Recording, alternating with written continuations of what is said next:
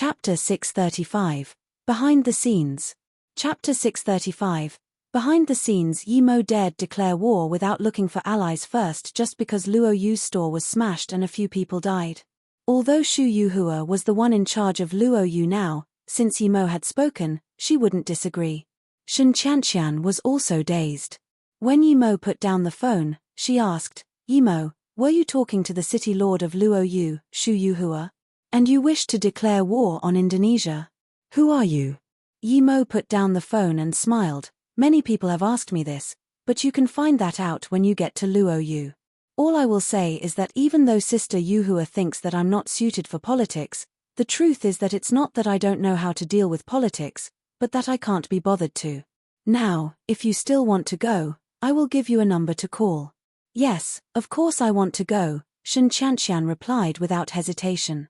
No matter who Yi Mo was, it was her dream to go to Luo Yu. Yi Mo looked at the store owner. "Do you have a recording of the two women admitting to their scam?" The store owner seemed to have realized that Yi Mo wasn't ordinary and immediately said, "Yes, there's a video recording." "Okay, send that video recording to our official website.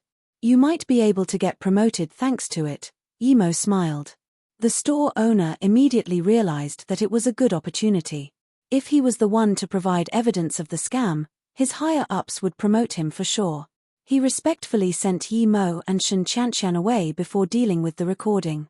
Before Yi Mo left Chizhou Island, Luo Yu once again caught the attention of the world.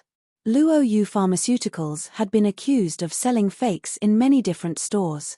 In some countries, the stores were even robbed and smashed, and most Western countries sued Luo Yu. Indonesia's store was the most absurd case. Not only did some people demolish the whole store, but multiple employees were even killed. The Indonesian government had then actually voiced their support to the culprits and asked Luo Yu to compensate those people. Those who didn't know better thought that something had really happened to Luo Yu, but those with a clear mind knew that it was probably a new plan targeting Luo Yu. Many people thought that Luo Yu's sales would start plummeting. Yet after one day of negotiation, Luo Yu made a strong statement. The statement declared that the accounts of fake medicine were fraudulent and a case of them being framed. Luo Yu's base promise was that Luo Yu would never sell fake products. Luo Yu stated that they would halt all collaboration with those countries that had treated Luo Yu unfairly. As for Indonesia, because Luo Yu was a peace-loving country, they only requested Indonesia to compensate 70 billion Luo dollars and hand over the culprits in order to avoid war. If Luo Yu did not receive this as well as an apology within 1 week, they would declare war. The day Luo Yu made this claim, Luo Yu's official website uploaded a clip of two women admitting their claims had been fraudulent. Although people didn't know why the two women would admit to everything, there were a lot of witnesses in the video, so it was soon confirmed that the video was not fake. After Luo Yu pulled out of their cooperation with some countries, those countries began to worry. They didn't think such small matters would be taken so seriously. Thinking about how their military deals had gone to waste due to some minor issues, those countries became desperate. Representatives quickly started to fly to Luo Yu to ask for peace and a resolution. The Korean government was all the more annoyed. Due to two women's greed, the interference machine they had been about to get and their collaboration with Luo Yu was gone with the wind. How could they deal with this? The world was getting more and more unsettled, and if some other country with interference machines went to war but you didn't have any, like the Korean army now, you would be crippled. At the same day Luo Yu made the announcement, the two policemen were taken away, and the South Korean government did the best they could to help catch the mastermind in order to get Luo Yu's forgiveness and continued cooperation. After these events, Yi Mo felt like all those cases didn't seem to have a direct connection to many countries. Unless they were idiots, those countries wouldn't do that. It didn't benefit them in any way and instead only caused trouble with Luo Yu. Even if the countries did want to do something like it, they should wait until they got the interference machines. Yi Mo could tell that there might be a third party involved, but he wasn't going to change his plan. If Yi Mo could have such considerations, so could other people. The incidents had all occurred in countries that had signed a contract for the interference machines. After thinking it through, people immediately guessed there had to have been a third party involved which wanted to jeopardize the relations of Luo Yu and those countries. Decreasing Luo Yu's sales might have been one target, but stopping the military cooperation of Luo Yu with those countries must have been the main goal. Those countries also soon understood the situation and knew that they had to find Luo Yu to resolve the matter. In order to do that, they had to investigate the fraudulent claims. As for Luo Yu's statement about Indonesia, that didn't concern them. So what if they fought? Perhaps thanks to this war, they would find out about Luo Yu's offensive capabilities. Luo Yu's war with the US had only proved that their defense was unparalleled. The US felt most wronged about the whole thing, and the new US president quickly held a meeting. The US knew that many people would suspect them to have been the mastermind, because the US would definitely like it if Luo Yu got on the bad side of so many other countries, but God knew that they had nothing to do with it. Chapter 636, Invited Again. Chapter 636, Invited Again. Other countries could still compensate Luo Yu and somehow recover their relations, but there was one country that couldn't. Its inhabitants had overdone it and had killed Luo Yu employees, all backed up by the government. When Luo Yu made its domineering statement, and as all other countries were trying desperately to repair their relations with Luo Yu at least until they got their interference machines, the Indonesian government fully came to realize that they had done a stupid thing. Military specialist Malone had already pointed out that Luo Yu's electrical warfare had surpassed the current age. Would Indonesia be able to take on such a beast? Not to mention, that beast was quite close to them. And then when the US didn't say anything and the Union just said something neutral, Indonesia fell into despair. If Luo Yu's demanded compensation wasn't so high, they would have paid it already, but that was $90 billion they were asking, that was 1/8 of their GDP. If they paid that, the country's economy would immediately decline. But if they didn't pay up, Luo Yu would show that they weren't easy to mess with. Indonesia was so desperate that they even felt like hating South Korea. If that video from South Korea hadn't been exposed, the whole thing would have been really hard to prove. But because that video got exposed, Luo Yu was able to be the victim. Yimo came to Jin City with Shen Qianqian. Shen Qianqian immediately went back to the Shen family. Although she had lost all of her power, she still had to make some arrangements before she left. Yimo went to the Canghai Hospital and met Xu Wei and her family as they were about to leave the hospital. The entire family was very happy to see Yimo. It was thanks to him that Xu Wei's mom had recovered. Although Xu Wei said she had plenty of money, Xu Wei's mother didn't want to keep staying in the hospital. Brother Yi, CEO Hu and CEO Luo both came in the morning. By the way, last night Shen Yin also came but didn't find you. Xu Wei hadn't been able to reach Yimo's number. Now that Yimo had come, she wanted to treat him to food as thanks for helping her. Yimo nodded. Are you planning on staying in Jin City or going elsewhere? If you don't have a place to go, I can introduce you to Luo Yu. Xu Wei didn't doubt Yimo's words, but she shook her head. Brother Yi, I've discussed it with my brother, and we're planning on going back to our home place to develop. Shen Yin helped Xiao Wu get an internship. He doesn't need to study anymore. Although it was regretful that Xu Wei didn't want to go to Luo Yu, Yimo wouldn't force her. Also, since he knew that she wouldn't feel comfortable if she didn't invite him to food, he let himself get treated.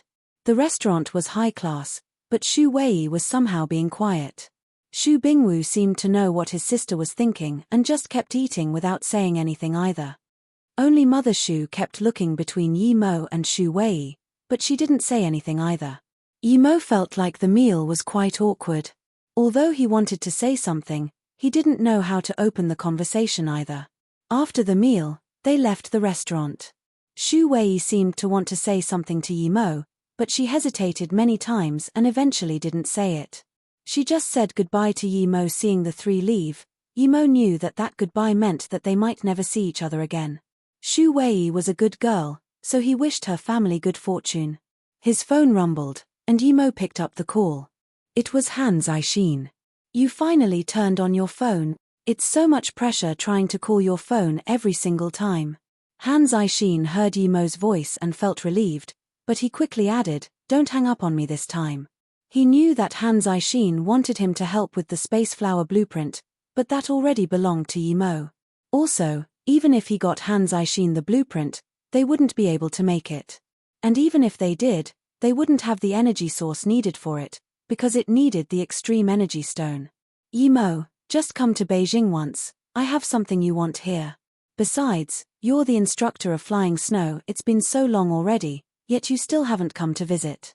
I just got a large batch of high-quality ores, don't you want to see? Han Zixin was like a big bad wolf trying to lure a small innocent rabbit. Yimo knew that Han Zixin must have encountered some problem.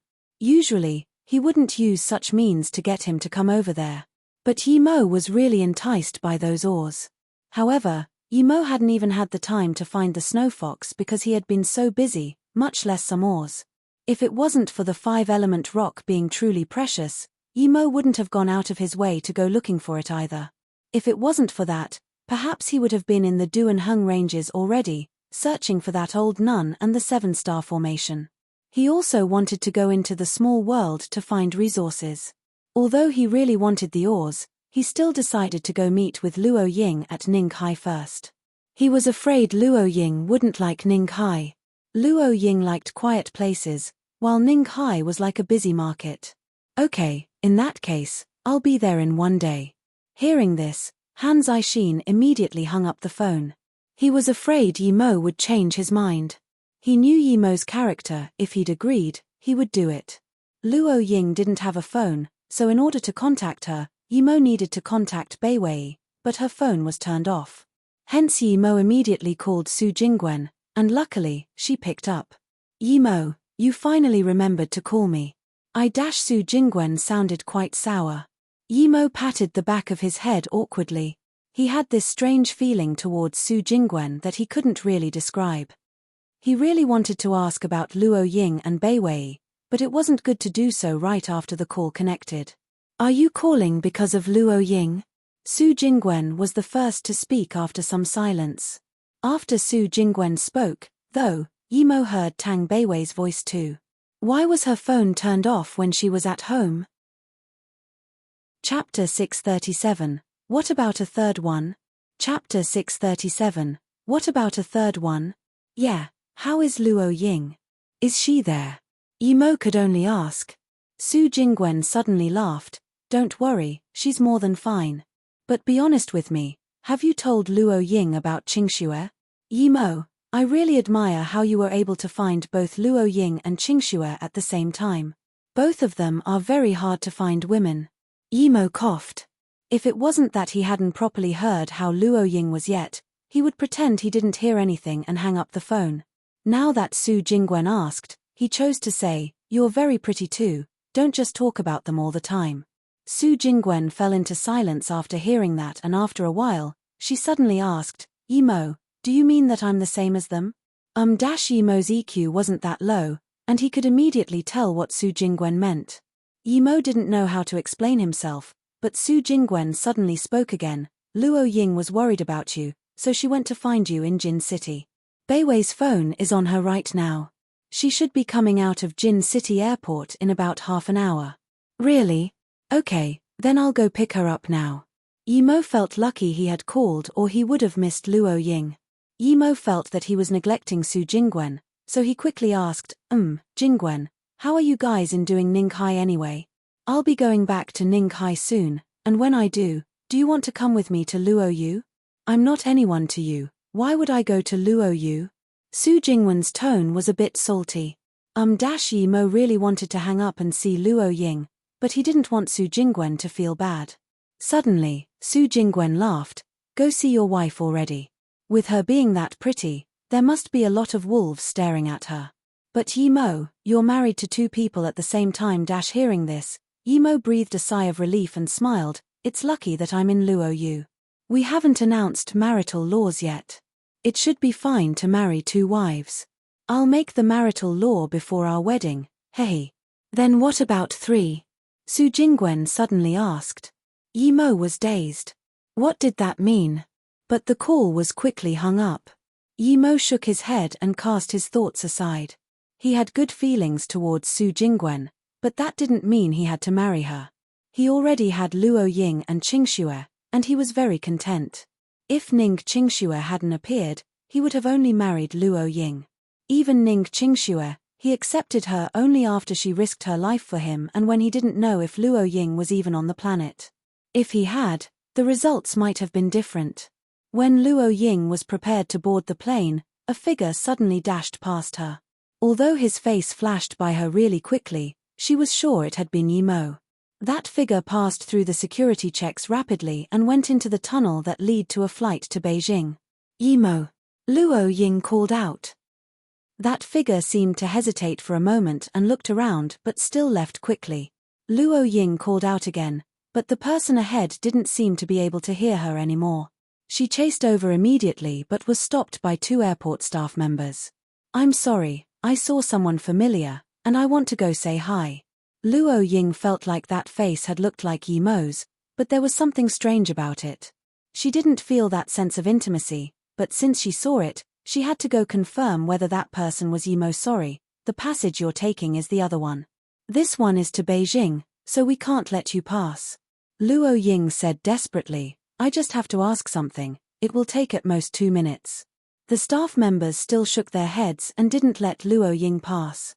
Perhaps because she was too beautiful, one of them said helplessly, "You can only go there if you buy a ticket to Beijing.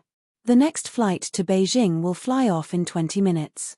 Luo Ying didn't think much, she just wanted to see if that person was Yi Mo. She immediately dashed to the ticket sales window and wanted to buy a ticket to Beijing. "Sorry, the tickets to Beijing have sold out for today, and the plane is about to take off. The next flight is tomorrow at noon," the staff said. Luo Ying turned around in disappointment. If Yi Mo was really going to Beijing, what was she going to Jin City for? At that moment, a middle-aged woman ran to the window with a ticket. "I'm sorry, but I can't go to Beijing today. I want to refund this ticket." "Oh, that's perfect. There's someone right there who wants a ticket to Beijing. You can give it to her." The staff stopped Luo Ying and helped the two perform the necessary procedures. A few minutes later, Luo Ying had a ticket to Beijing. She didn't expect to be so lucky. Luo Ying got on the plane as quickly as she could to find the man who looked like Yi Mo. If it wasn't Yi Mo, she would get off immediately. Right when she got on the plane, she saw that the person she was looking for was going into the bathroom. After Luo Ying's tension faded and she calmed down, she felt like things weren't right. It wasn't her first time taking a plane. Usually, people weren't allowed to go into the toilet when the plane was about to take flight, and that ticket refund had happened too coincidentally. The main thing was, when Yi Mo came to Ninghai, he would contact her as soon as he could. Even if he couldn't come see her, he would definitely call her. Thinking like that, Luo Ying wanted to get off immediately. She lacked experience, but that didn't mean she was dumb. It was just that she missed Yi Mo too much.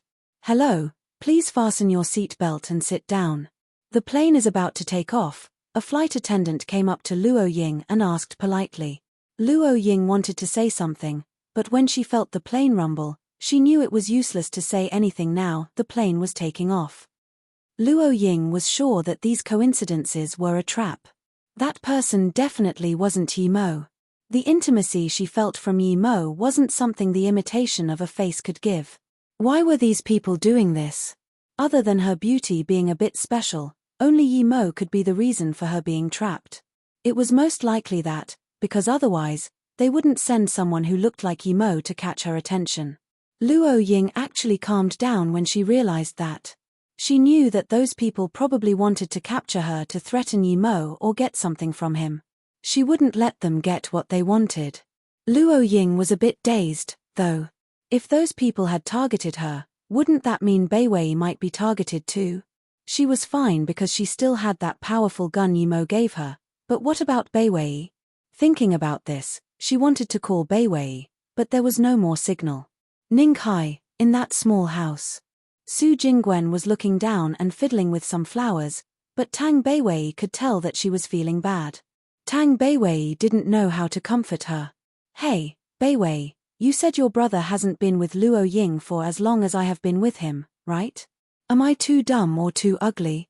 Su Jingwen looked up at Tang Beiwei and asked. Tang Beiwei looked dazedly at Su Jingwen and didn't know what to say.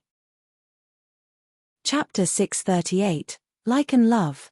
Chapter 638, Like and Love. Sister Jingwen, I don't know why my brother is so nice to Sister Luo Ying, but I do know that if my brother had met Sister Luo Ying before Sister Qingxue, then he might not see Sister Qingxue any different from you. I feel as though they're like Tang Beiwei hesitated for a long time before saying, it's as though they were married in their past life. Perhaps if you were to start cultivating you would get that indescribable feeling. Cultivating? Beiwei, what is cultivation? Is it the meditation stuff you do every day?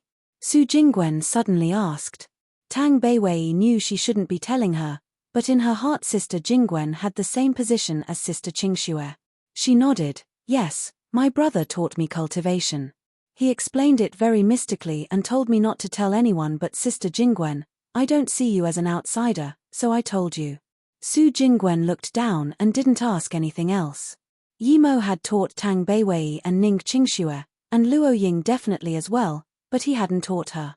From that, you could tell she wasn't as close to Yimo. Now that she thought about it, Yimo was probably that powerful because of cultivation. Su Jingwen clearly felt that Tang Beiwei also had that certain ethereal temperament, just like Yimo. It felt mysterious, intimate, and had an out-of-this-world feeling. Sensing that Su Jingwen felt bad, Tang Beiwei said, Sister Jingwen, if you want to learn it, I can teach you. My brother won't mind. Su Jingwen shook her head, no need, I don't want to learn it. Since Yimo didn't teach it to her, it would only make her feel bad if Beiwei taught her. There was a long silence. After a while, Tang Beiwei suddenly said, Sister Jingwen, can I ask you a question? Su Jingwen nodded with red eyes. If you liked my brother and my brother liked you, but then one day when you were about to get married, you realized that you were my brother's long-lost sister, what would you do? Tang Beiwei's eyes were also a bit red, and she didn't even really know why she was asking that. How could that be?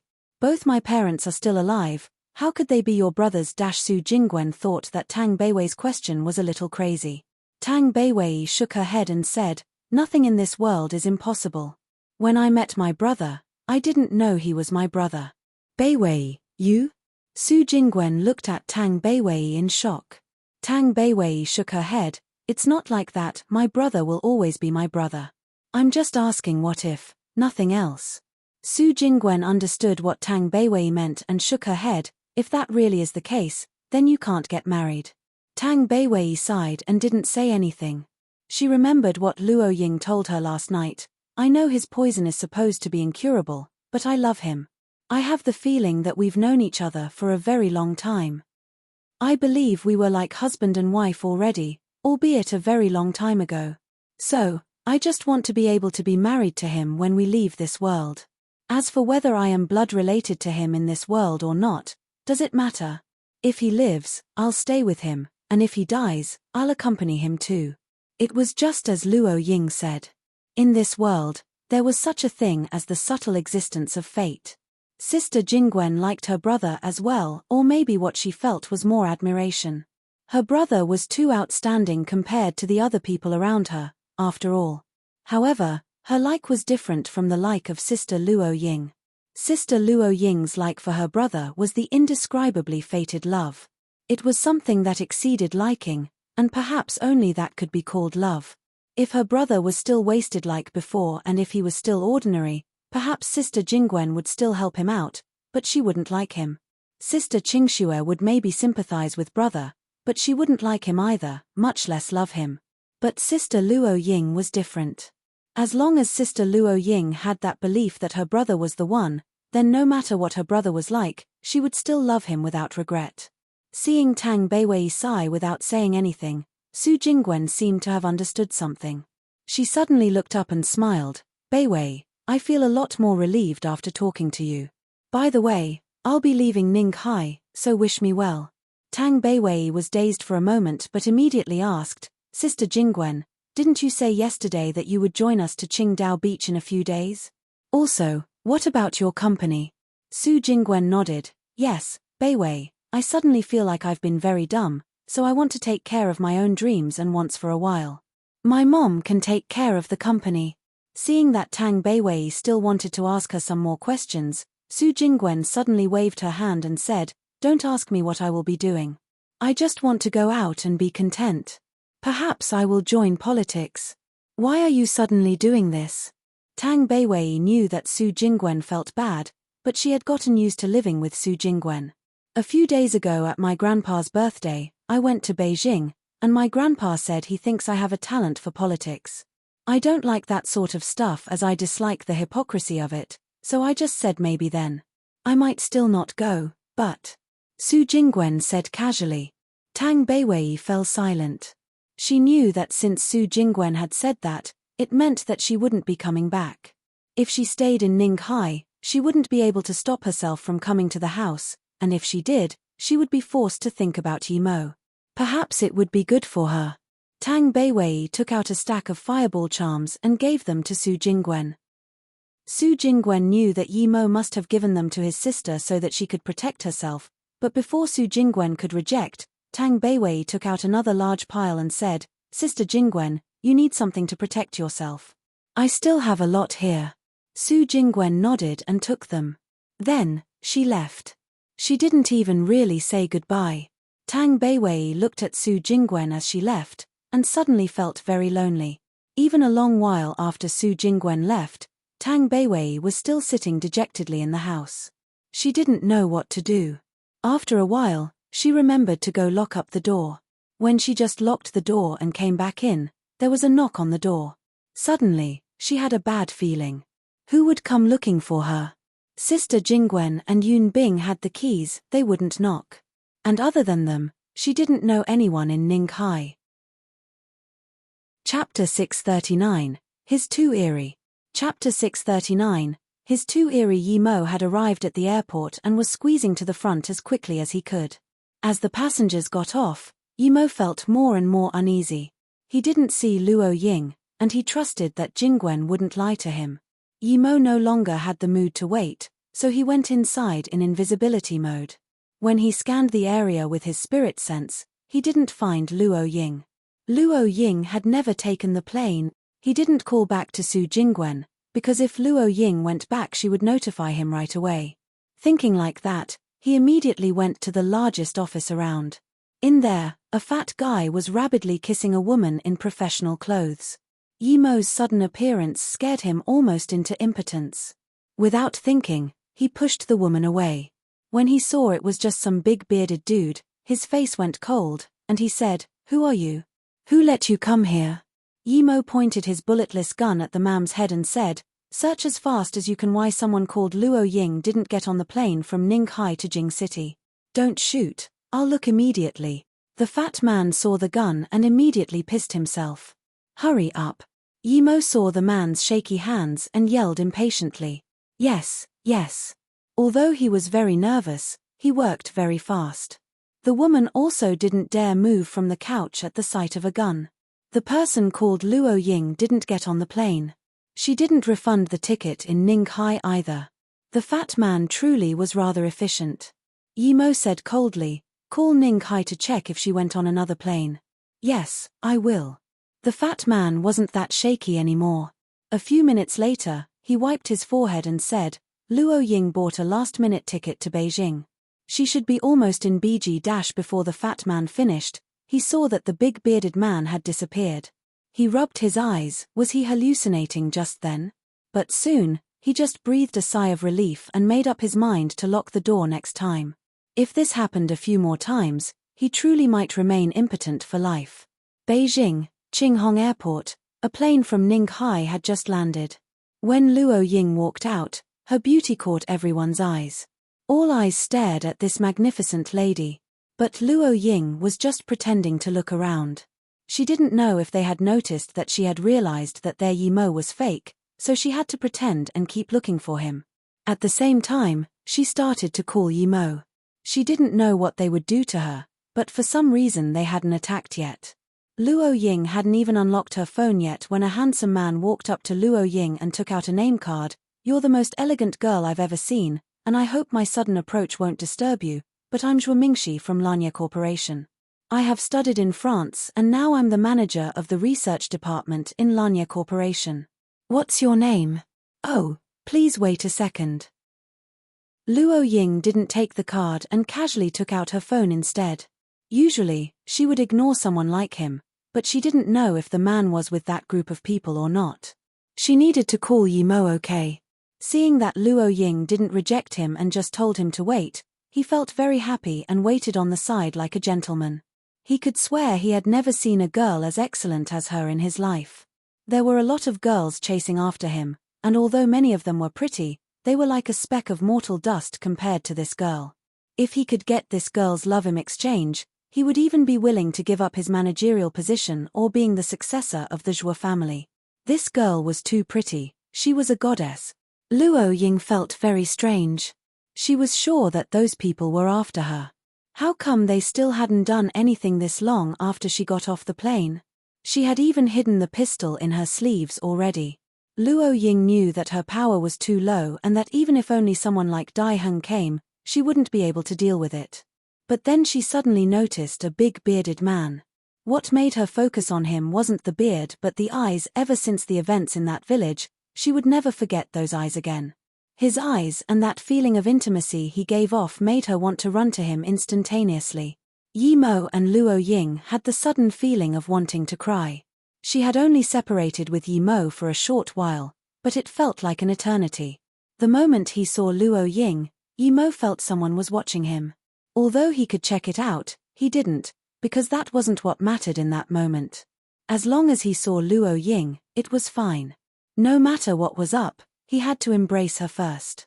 At the same time, one man who was prepared to rob Luo Ying's phone and his 3 teammates who were prepared to attack Luo Ying as she chased her phone stopped their actions. They had received a message saying that they were to stop the plan and immediately retreat. They didn't know why they were ordered to stop when the plan was already 80% done, but they immediately did as told nonetheless and got out of the airport. Meanwhile, Luo Ying couldn't hold herself back anymore and quickly ran into Yi Mo's arms. "Susu, I'm here." "Ian, I know."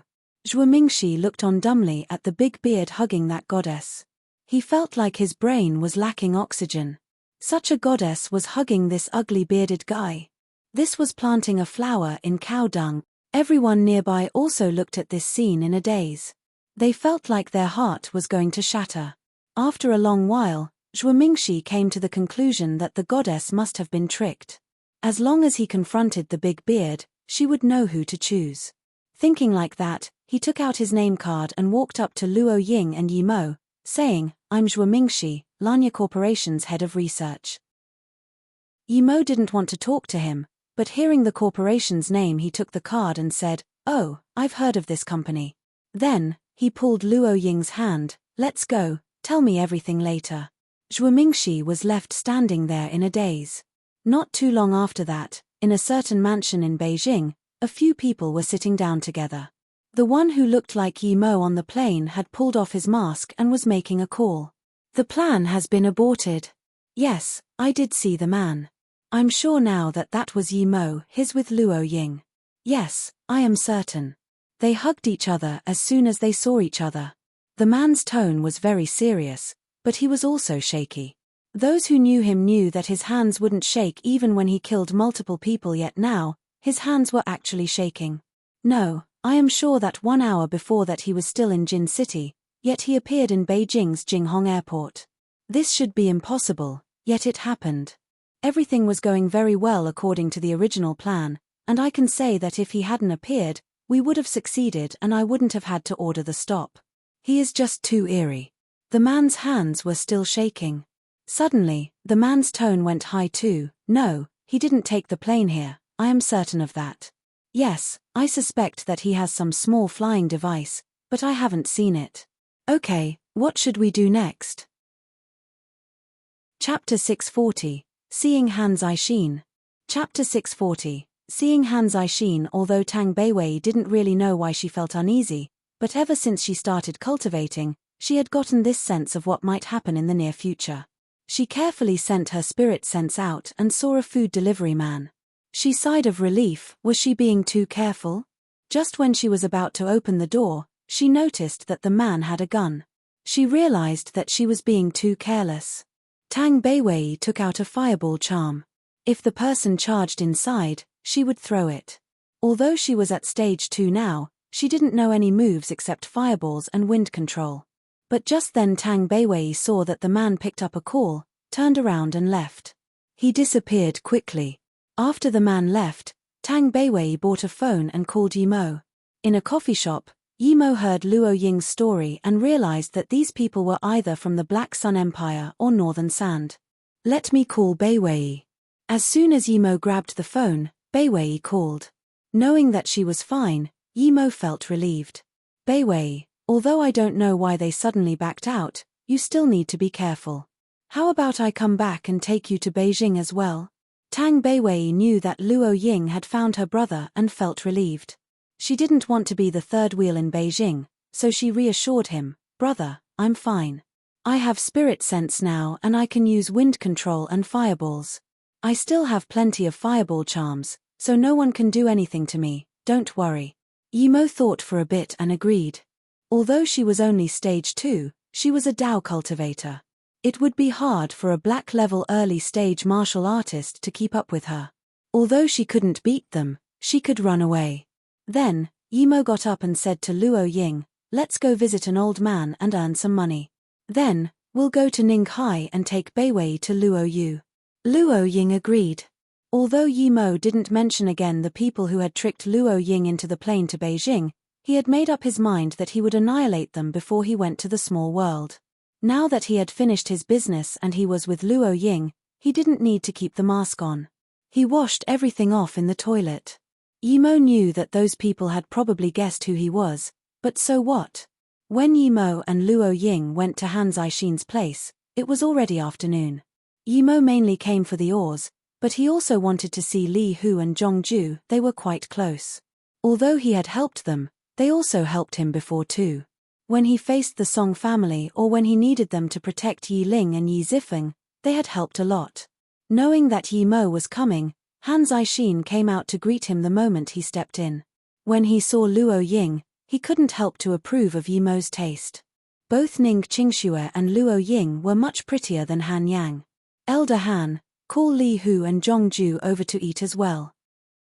"I haven't seen them for a long time," Yimo asked.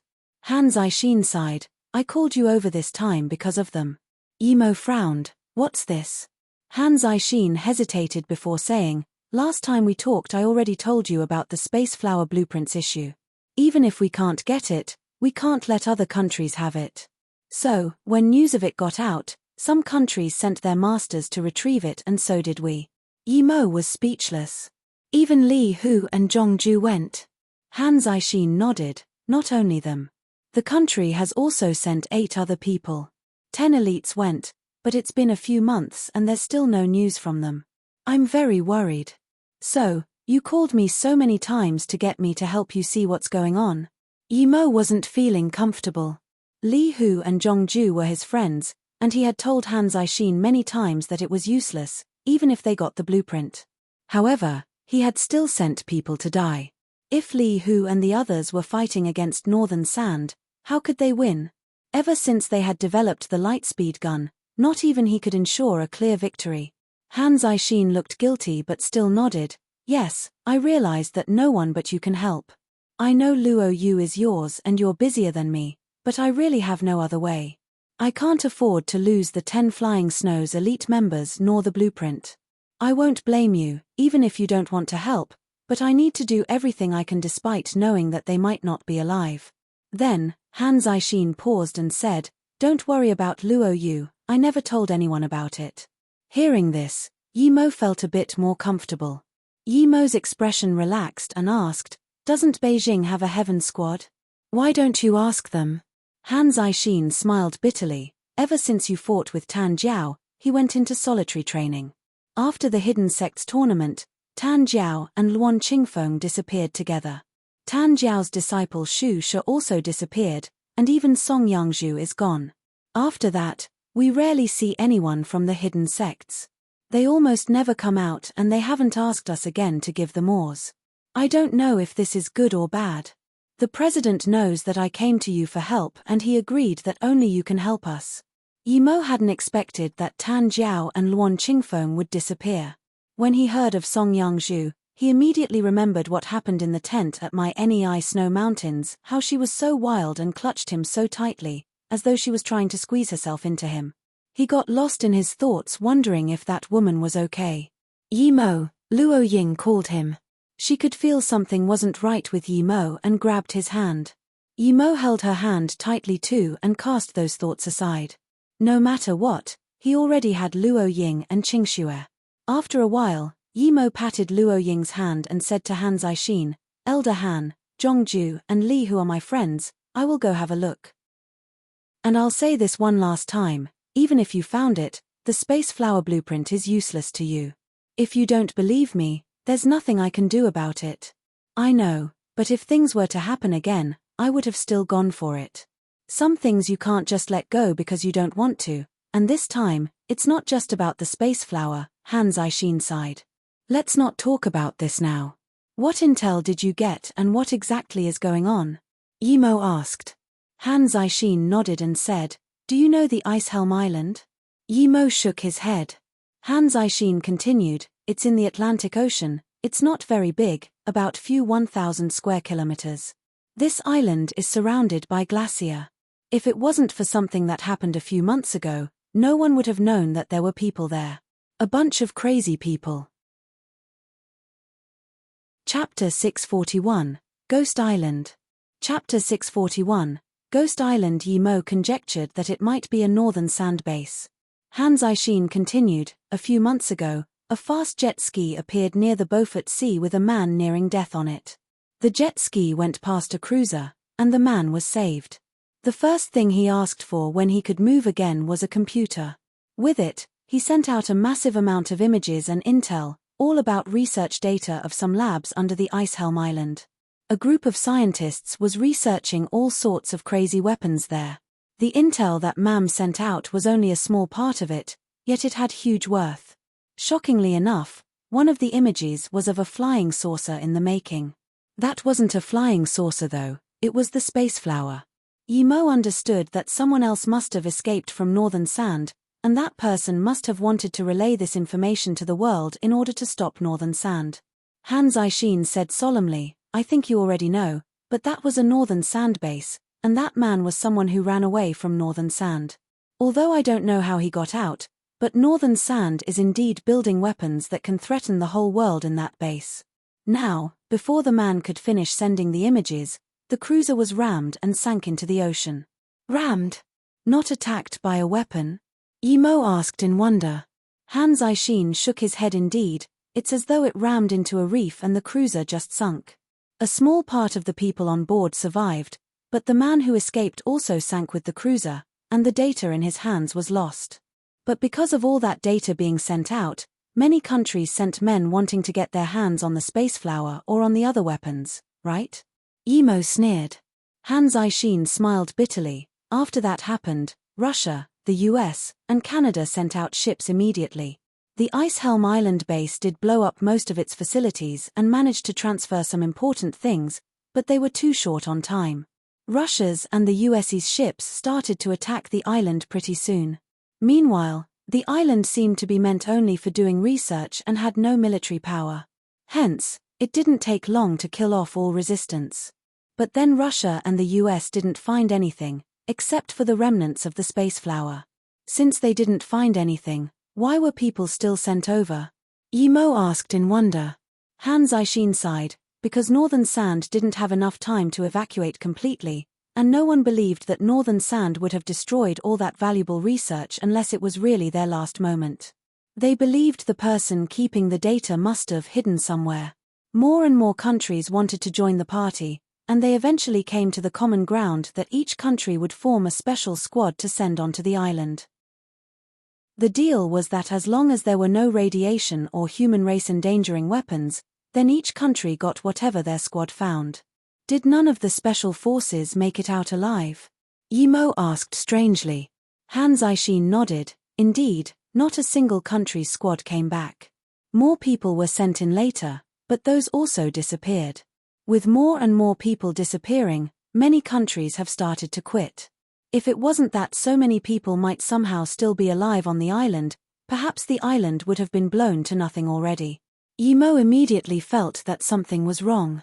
First of all, how could an organization like Northern Sand let someone escape again after Yixing's escape? And this escapee even brought out large amounts of intel. Secondly, although Icehelm Island was pretty big, it was still only an ice island. There were no forests. How could people disappear so easily? Thirdly, the union that had formed would at most propose to form an international squad to go in and search such an important place. How could they agree to let all those different countries go in and play finders keepers? This wasn't a child's game. The main thing was that no one had gone missing before those elite squads went in. Only afterwards did strange things start to happen. Who brought up the idea of sending in elite forces? Yimo asked. Hearing this, Hans Aishin looked at Yimo in shock and said, when the elite forces started to go missing, others also started getting suspicious, but then the senator who had brought up the suggestion suddenly died. Yimo fell into contemplation. The squads the countries sent out would undoubtedly be the elite of the elite. If this really had been a trap, why would Northern Sand want these elites? They weren't scientists. Hans Aishin suddenly said, although Northern Sand has abducted scientists before, they never tried to abduct any of our special forces elites. Perhaps this has nothing to do with Northern Sand. Maybe something happened with the island. Yimo had thought as far as well and shook his head. You're right. They wouldn't do that, because it would be pointless. Even if they could use them to train stronger people, even if they could assassinate Yimo stopped there. What if they wanted to assassinate Yi Xing? Yi Xing's use to Luo Yu was no less than Yimo's. Without Yi Xing, Luo Yu might have lost last time. But then, Yimo thought that perhaps he was thinking too much. No one should know that Yi Xing was in Luo Yu. But what if Northern Sand did know? Yimo knew that his theory was a bit absurd, but what if Northern Sand was really doing all that to kill Yi Xing? At the last Luo Yu battle, Luo Yu dominated the scene when no one could match Luo Yu's electronic interference machine which had been designed by Yi Xing. Would Northern Sand suspect that Yi Xing had run over to Luo Yu from that? Even if they wanted to assassinate Yi Xing, it wouldn't be easy. Random people wouldn't even be able to get near the core region of Luo Yu. Unless Luo Yu suddenly fell apart, but unless there was another war, how could Luo Yu fall apart? War. Yimo thought of the recent attacks on his businesses. If Northern Sand was behind that, then there really might be war coming soon. If Luo Yu fought with a bunch of other countries, then no matter how strong it was, there was a limit to how many countries it could take on at the same time. As Yimo thought about all that, he suddenly felt cold sweat run down his back. If that had been planned out step by Yimo's enemy, then that enemy was too calculative. People like that did exist, for example Dongfang Shi, but it was destined that there would never be a lot of people like that at the same time. All that just to attack Yi Xing? Yimo shook his head. He knew he was thinking too much after all. There couldn't be a plan betting on so many coincidences. Even if they wanted Yi Xing, they wouldn't do all this. But no matter what, Yimo still had to call Xu Yuhua, Xu Ping, and Yi Xing. Just as Yimo was prepared to call Xu Yuhua, his phone sounded first. Chapter 642, Private Gathering. Chapter 642, Private Gathering. Xu Yuhua was calling. Yimo said, Sister Yuhua, I was just about to call you. You go first. President, the Indonesian government doesn't seem to want to comply. Instead, they are ordering warships from a few Western countries, Xu Yuhua said. If he hadn't heard Hans Aishin's words, Yimo would have started a war without hesitation. Indonesia wasn't that strong, but now Yimo had to be careful. Even if he was to start war, he had to make sure to protect Yi Xing and the others. How are you dealing with this? Yimo asked after thinking for a moment. Xu Yuhua immediately replied, the rest of the countries that had discord with our business have negotiated conditions and we reached a common ground. Only Indonesia and Philippines won't budge. They don't want to resolve the conflict at all. We've put on hold all cooperation projects, so they are currently asking for compensation. Okay, Yimo nodded. Luo Yu wasn't afraid of Indonesia or the Philippines. You did well. Luo Yu will now active the war protocol. Tell Yi Xing about this as well. I will be more specific when I come back. And one more thing, increase Luo Yu's security. Make sure not a single person comes in and out without notifying us. Especially Yi Xing, tell him to stay safe. I suspect some people break into Luo Yu. Tell second brother this too, Yimo said. Shu Yuhua said, after what happened with our outlets, Luo Yu has already increased security. Don't worry, I know. Yimo was very satisfied with how Shu Yuhua was handling things. Just when he was going to hang up, Shu Yuhua started speaking again, and there's one more thing I need to tell you. Liang Jun and Lu Na recently have been acting a bit dodgy. They want to go visit their homes, so I said we'll decide once you come back. Yimo's heart sunk, he had a bad feeling. Liang Jun and Lu Na were two of Luo Yu's scientists, they were a couple. They had even brought Luo Yu's new nuclear fission element. Most importantly, they had ran away from the Asian northern sand base. They wouldn't want to be caught again, so why were they choosing to leave Luo Yu at a time like this? No matter what, he had to go back and ask them. Yimo immediately said, they can't leave Luo Yu now, you must wait until I get back. I suspect this is someone's trap, they might have been tricked. Okay, I know. Shu Yuhua hung up and immediately sent orders. Han Zixin heard Yimo's words and said, I know you're very busy right now, but if you need any help with Luo Yu I can ask the president. Still, Luo Yu doesn't need our help for technology. Theoretically, China is always with Luo Yu. If it wasn't due to all sorts of reasons, we could even help you in the war with Indonesia. Yimo heard this and was grateful. He knew that what Han Zixin offered couldn't be done, but he did seem genuine. He was saying that he wanted to help from the bottom of his heart, but he couldn't really send out troops due to his responsibilities. Yimo, let's go back first since there's trouble. Luo Ying was a bit worried. She knew that Luo Yu was Yimo's base. All his friends and family were there. If something happened to it, it would be a big blow to him. Yimo nodded. He had to deal with these things first before he could help Han Zixin.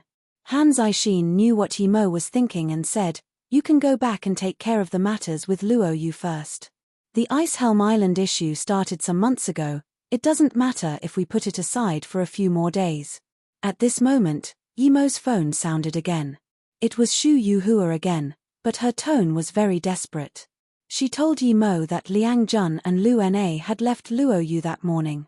They were headed to Sri Lanka. Immediately lock down Luo Yu and control all the sea routes. Yimo knew that their departure would only get Yixing exposed. They might even spill out some of Luo Yu's military structures. In order to prevent similar things happening again, Yimo asked Shu Yuhua to lock down Luo Yu without hesitation. After finishing this call, Yimo got up and said to Han Zixin, Elder Han, I will definitely remember to go the Ice Helm Island. I will go after the problems with Luo Yu are solved. Zhongju and Li who are my friends, I won't leave them like that. Han Zixin knew that Yimo was so busy that it was already significant that he had agreed to help him. It was unrealistic for him to put aside Luo Yu matters just to go immediately. Yimo left with Luo Yu, he wasn't even in the mood to ask about the ores. He needed to get back to Luo Yu and solve these issues as soon as possible. Luo Ying suddenly realized that she should start cultivating more, otherwise she wouldn't be able to help Yimo at all. Since Yimo had chosen to build with his strength his own city, she should help him and not be dead weight. As though he knew what Luo Ying was thinking, Yimo squeezed her hand and said, Susu, don't worry, I will deal with this. Also, there's something I've been too scared to tell you about. Yimo finally found an opportunity to tell her about Ning Qingxue. Luo Ying saw Yimo's awkward expression and covered his mouth with her hand. Don't tell me now, let me go see her first. This made Yimo feel even more awkward. He had thought Luo Ying didn't know about it, but she did. It must have been Beiwei, that girl. Yimo, someone calling his name made him go back to reality. He had been so concentrated that he hadn't even noticed someone approaching him. But he could see who it was now. It Wang Ying. He met her everywhere. There were two people next to her, and one of them was Su Jingwen's cousin Su Mai. Yimo didn't really like her, but that was in the past. Wang Ying, how come I end up seeing you everywhere, don't you need to work? Wang Ying was someone Yimo could relax around since she was quite open, so it didn't matter if he joked with her. Is that your girlfriend? Wang Ying looked at Luo Ying in shock, wondering where had Yimo found such a beautiful girl to be his girlfriend. Yimo nodded. Yes, she's Luo Ying.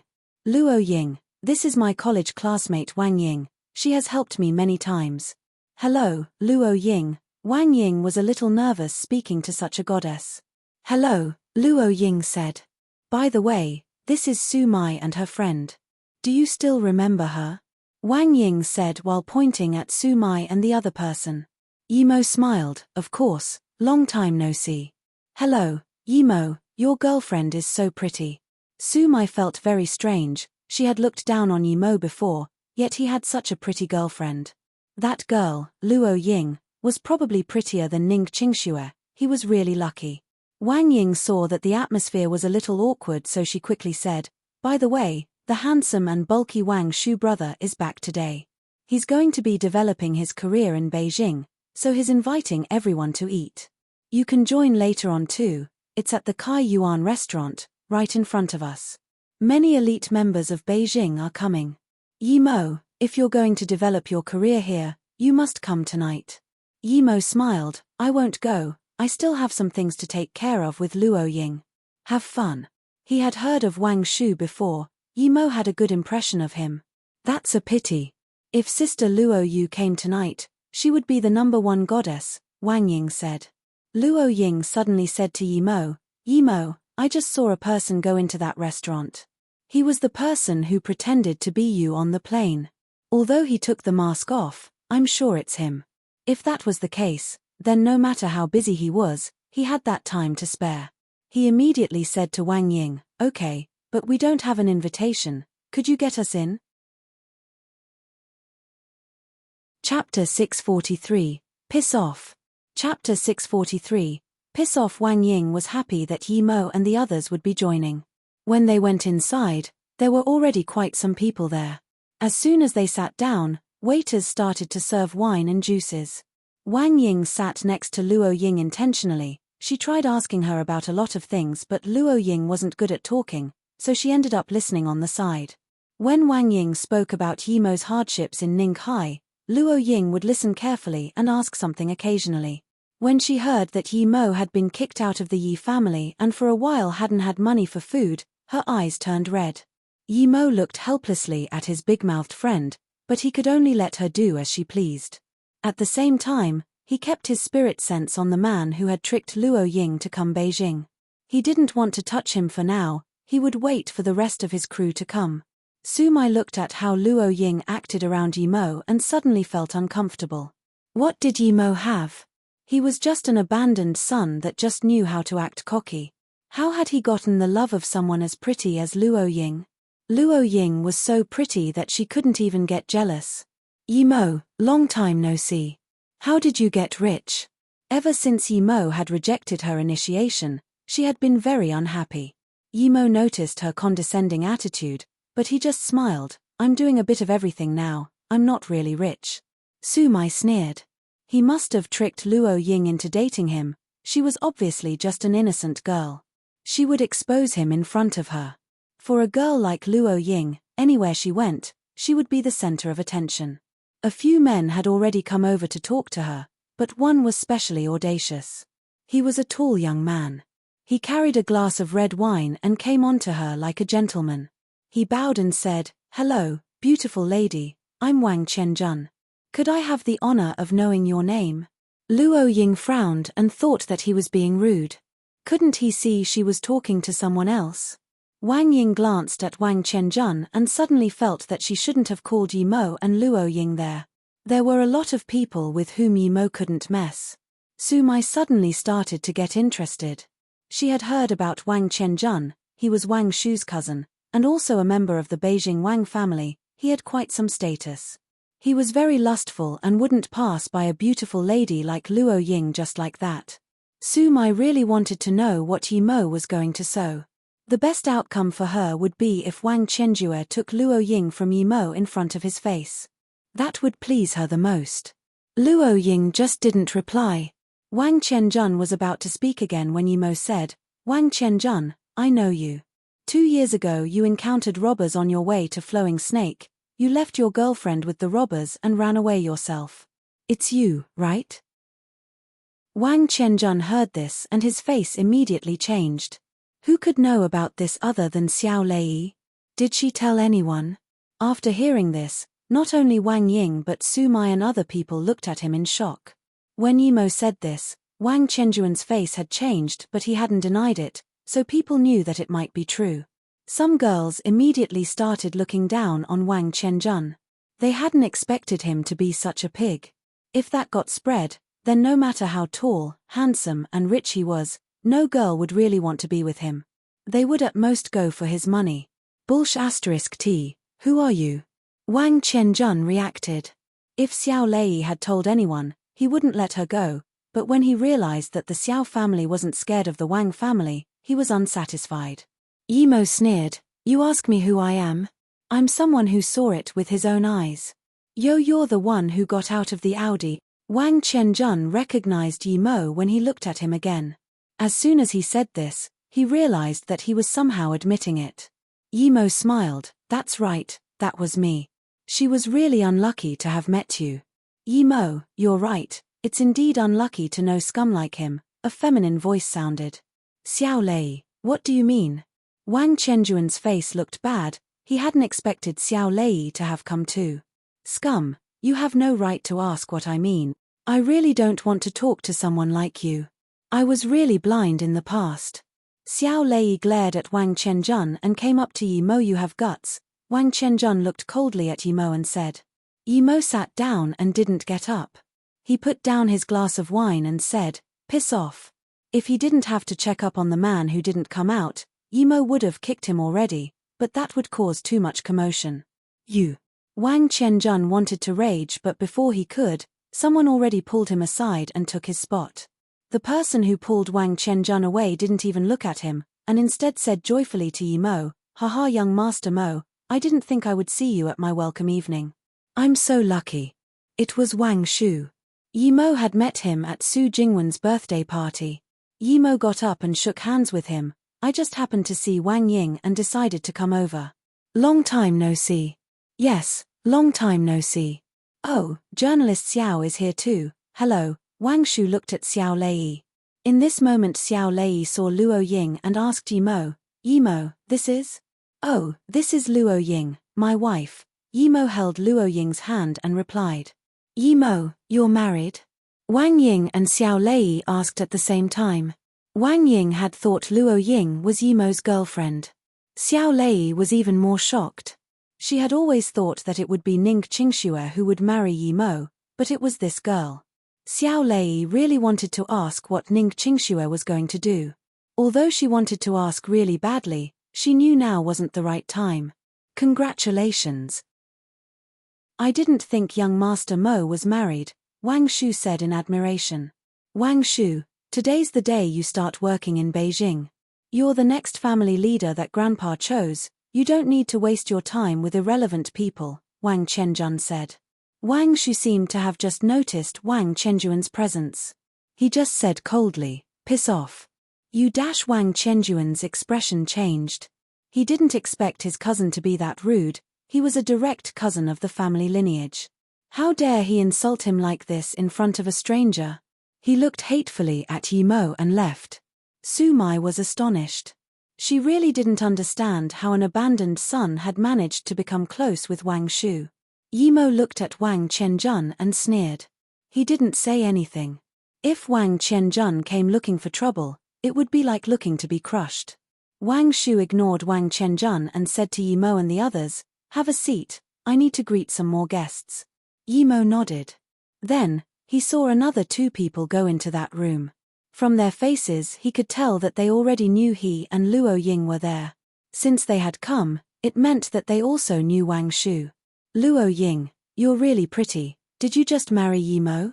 Xiao Lei felt that she was simple compared to Luo Ying's beauty and felt a little sour. Luo Ying smiled. That gesture was like 100 flowers blooming. Even Xiao Lei lost her mind for a second. "Yes, Yimo said that when we go back we'll have a big wedding." Chapter 644, Luo Ying's anger. Chapter 644, Luo Ying's anger. Together with the two men who entered the room, another man and woman also went inside. Including the first guy, there were 5 people in the room now. He actually knew the woman who just went in. She was Sister Ling, the one he had taken the extreme energy stone from. Yimo had found out later on from Lu Na that she was her sister Lu Lin. Theoretically, she should have been punished by Northern Sand, so why was she still there? Moreover, the rest of the people seemed to be getting along well. The moment he saw Lu Lin, Yimo knew why Lu Na and her boyfriend had left Luoyu. It was due to her sister. Yimo felt something wasn't right. These people were undoubtedly from Northern Sand, but was Northern Sand really that easy to talk to? The extreme energy stone was too important, and Lu Lin had lost it. How could she still be fine? But no matter what, since he had seen Lu Lin there, then Lu Na might also come there. He just had to keep an eye on these people. He must not allow Lu Na to spill Luoyu's security details, even though she didn't know much. Thinking about this, Yimo suddenly got up and said to Luo Ying, "Wait here for me, I have some business to take care of. I'll be back soon." Luo Ying nodded. "Go, I will wait here for you." She of course knew what Yimo was doing. She was very confident in his power. Yimo said goodbye to Wang Ying and Xiao Lei before leaving. He wanted to get inside to spy on them, but for that he had to go out first. He was sure that the Northern Sand people were watching him too, so he had to go out first and turn invisible before coming back inside. "What is Yimo doing?" Xiao Lei asked. Luo Ying smiled but didn't reply. She wasn't good at lying, so she didn't say anything. "By the way, Luo Ying, where are you guys planning to celebrate your wedding? Do you already have a date?" Xiao Lei asked again. Luo Ying shook her head. "I don't know yet, whenever Yimo decides." Hearing this, the other girls glanced at each other. They admired Luo Ying's beauty, but she was submissive in their eyes. Yimo was really capable. Where had he found a girl like this? Nowadays, both parties negotiated on the wedding date. Sumai felt even more unsatisfied. She didn't know why, but the better Yimo was the more she was uncomfortable. Just when they were all chatting comfortably, she suddenly intervened. "Luo Ying, do you know about Yimo's past?" Luo Ying smiled. "Wang Ying already told me, I already know everything."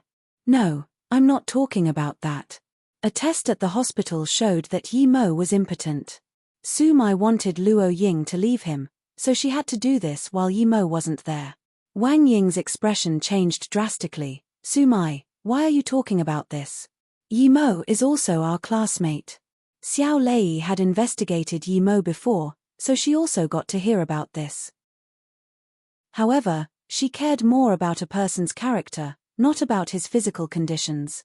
She also looked at Sumai in confusion. Did she hate Yimo or something? Luo Ying wasn't dumb. When she first saw Yimo and Sumai together, she felt tension between the two of them, but Yimo didn't mention anything, and she stayed polite. But now Sumai was talking behind Yimo's back, which made her very angry. She knew better than anyone else whether Yimo was impotent or not. She couldn't even take his fervor sometimes, yet Sumai dared to say something like that about her husband. This made her angry immediately. At the same time, she felt Sumai was really shameless.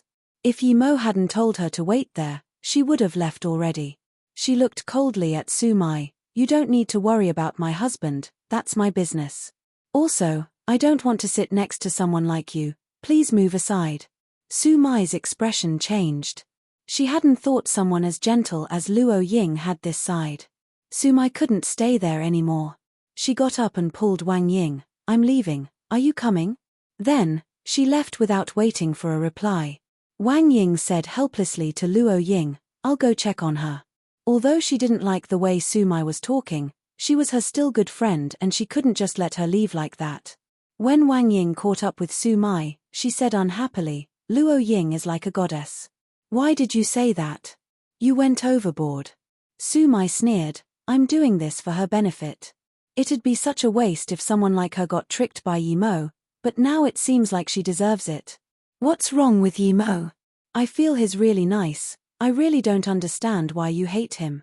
Also, he's not that anymore." Wang Ying was angry. "He's not? How do you know? Have you been to bed with him?"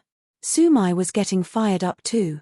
Hearing Sumai's words made Wang Ying unhappy. "Don't say that, but Yimo is fine. His sister told me. So it's not like that, and I think you need to calm down." Sumai sneered. Yi Ling is Yimo's sister, how would she know? Who are you lying to? Wang Ying was angry now too.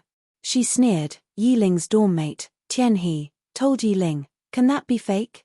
Sumai suddenly took out her phone, looked at Wang Ying and said, Wang Ying, I know you're trying to speak up for Yimo, but I happen to know Tian He. She's in the same company as me. I'll call her right now so you can hear for yourself. Wang Ying was dumbfounded. She didn't understand why she was so serious about such a small matter. Sumai's call went through quickly. Tian He, it's me, Sumai. No, I just need to ask you a quick question about that guy Yimo. Yes, her brother. I heard that after a hospital checkup, he was found to be her. You've heard about it too. Sumai looked satisfied at Wang Ying and continued, yes, I heard other people say the checkup was fake. What? Is it really fake? How do you know? What did that pervert do to you? I know. Don't say that. How could I go to bed with him? I'm just asking. Big, I don't like big. Wang Ying looked at Sumai, who looked like a defeated rooster, and said, Sumai, you're not from a small family, don't you know about family wars? Yimo was a sacrifice in one of those fights. Of course the checkup is fake. Look at how happy his girlfriend Luo Ying is. Stop trying to change the facts, it's real. Let's go and apologize. I won't go apologize. Even if Yimo is fine, he doesn't even have a stable job. He doesn't deserve to be with a girl like her. It's like a flower planted on cow dung, yet that woman deserves it, Sumai said in contempt. Wang Ying shook her head and walked towards Luo Ying. Yimo entered the room invisible and started to eavesdrop. Their conversation was very succinct. They were indeed Northern Sand members, and the person who had pretended to be him was called Captain Liu. Regarding the man and woman who had come in last, Lu Lin was the woman and the man was called Scorpion. The moment Yimo saw him, he knew that it was the guy that had been watching him at the airport. He only had Luo Ying in his eyes at the time and had ignored him. Yimo and Luo Ying are here, is that intentional? Captain Liu asked. Scorpion shook his head, probably not. They coincidentally met Wang Ying and Sumai at the door and they brought them inside. It seems like he knows Wang Shu and they're quite close. Young Master Yong, don't be impulsive, Captain Liu stopped the white-skinned young man. That bastard broke my brother's legs. Our Dai family's enmity with him is deep like the sea. The white man roared. Chapter 645, Yimo, who are you? Chapter 645, Yimo, who are you? Yimo just realized that this young Master Yong was Dai Heng's brother. Other than that Captain Liu who was at the yellow level middle stage and the man who didn't talk who was at the yellow level latter stage, the other three were ordinary people. Captain Liu waved his hand and seemed to have gotten some news. A moment later, he said, Yimo just left. Only Luo Ying is still inside. Lu Na and Liang Jun will come to Beijing tonight, and we have arranged to meet at 2 a.m. outside the Yangshui River, but Lu Lin must go. Hearing this, Dai Yong got up suddenly. Captain Liu, since Luo Ying is alone, he was stopped by Captain Liu. I know you want that Luo Ying, but you can't now. Every day Yimo is alive is a day you can't touch her, even if we capture her. Moreover, this is the Wang family's turf, and Wang Shu is close to Yimo. We can't do anything here even if the opportunity is right. Who knows if Yimo comes back suddenly? To be honest, we're not even big enough for him to care about killing us. Yimo sneered. This handful of people was indeed not enough for him to kill. He could deal with them with just a couple of fireballs. Yimo didn't want to keep listening anymore now that he knew where they would be meeting up. He would go to the river at night. Just when Yimo wanted to leave, his spirit sense noticed that a waitress who was wiping a table had been wiping that table for a long time. Yimo looked a bit closer, and she was very emaciated, and her face was covered in scars. Yimo looked at her body, and her chest and back were also covered in scars. Although her eyes looked really calm, Yimo could feel the hatred in her eyes. Yimo felt strange. The woman gave him a sense of familiarity, but he couldn't remember who she was. Soon, Yimo saw a small black dot in her ears. It was a listening device. Yimo immediately thought to check the room those 5 people had been in and searched it with his spirit sense. Under one of the chairs, he found a listening device indeed. So she was listening to those northern sand guys too. It was fine as long as she didn't get in his way. Yimo didn't keep looking at her and left. When Yimo walked to the door, he saw a few people sitting around the same table as Luo Ying. Sumai was also there, but Luo Ying's brow was frowned. The truth was that if Yimo hadn't told her to wait there, she would have left already. Yimo knew all those people. Other than Qiu Jitan and Han Dan, there was also Qiu Jishue, whom he almost gave a beating once. Yimo had heard that Qiu Jishue was the best in the young generation of the Qiu family, and the guy did have some brains as he didn't attack Yimo straight away back then at Wutong restaurant, so he managed to avoid Yimo's wrath. Yimo walked up to Luo Ying and said, "I'm back." Seeing this, Luo Ying got up and held Yimo's arm. She really detested the people around her. Sumai sneered. The people who were there that day were all very powerful. They were people even Wang Shu couldn't be rude to. As for Qiu Jishue, even Wang Shu's dad had to be careful in front of him. Just when Qiu Zhirong and Han Dan were prepared to chat to Luo Ying, they saw Yimo and their hearts immediately skipped a beat. When they saw Luo Ying hold Yimo's arm, their faces went pale. Han Dan was regretting so much that he wanted to disappear. If he knew Yimo was there, he wouldn't so much as show his face, if he would even come at all, yet now not only did he appear in front of him, he was also standing in front of his woman. "Brother Yi." Han Dan looked down and greeted carefully. Young Master Mo Qiu Zhirong didn't have his previous alpha male vibe anymore either. "Young Master Mo, I didn't think you would be coming here. It's really an honor." Qiu Jishue saw Yimo, and his face immediately changed, but his composure was good, and he quickly reacted and extended his hand towards Yimo. Yimo sneered and ignored him. Then, he scanned them and said, "What do you want to say here?" Nothing. We were just passing by and wanted to say hi to journalist Xiao," Qiu Zhirong quickly explained. "In that case, P*SS off already," Yimo said coldly. "Yes, I will P*SS off immediately." Qiu Zhirong was scared that his legs would also be broken. Although Qiu Zhirong didn't dare say anything, Qiu Jishue's face was green. He didn't think Yimo would be that cocky. He clenched his fingernails into his palm, and blood even started dripping out a bit, but he didn't dare say no. If he did or resisted in any way, Yimo might even kill him. Yimo was a madman that no one could control. "Han Dan, is there any good in hanging out with this scum every day? Don't lose face for Han Zixin. P*SS off too." Yimo felt annoyed thinking that Han Zixin was trying to fight the Northern Sand people while his descendant was hanging out close to them. "Yes, Brother Yi, I will leave immediately." Han Dan quickly left. Qiu Jishue also wanted to leave, but he was stopped by Yimo. "You wait, I still have something to ask you." Although Qiu Jishue wanted to shoot Yimo and eat his flesh on the spot, he had to stop and listen to Yimo. Sumai was astonished. These people who were too powerful for her to even talk to were acting like rats in front of a cat. Even Qiu Jishue was like this. She didn't want to believe it, but that was the reality. How could Yimo do all that? Sumai wanted to scream, "Yimo, who are you? Wasn't he the abandoned son of the Yi family? Young Master Mo, I heard you're in Beijing, so I came to greet you." "Haha, you're here indeed." A man with a loud voice ran over. Sumai didn't know this person, but from how everyone greeted him when he walked over, she knew that he was even more powerful than Qiu Jishue. Qiu Jishue also greeted, "Chief Du, I didn't think you'd be here too." "Oh, Jishue, you're here too." "Haha, I came to see instructor." The middle-aged man changed the title he used for Yimo. "Yes, young Master Mo was going to ask me to something, so here I am," Qiu Jishue said. Yimo smiled, "Captain Du, you got news from Elder Han, right? Also, don't call me instructor, that sounds too distant." Yimo did indeed know Du Dao very well. He was Flying Snow's instructor and also the vice chief commander of Beijing.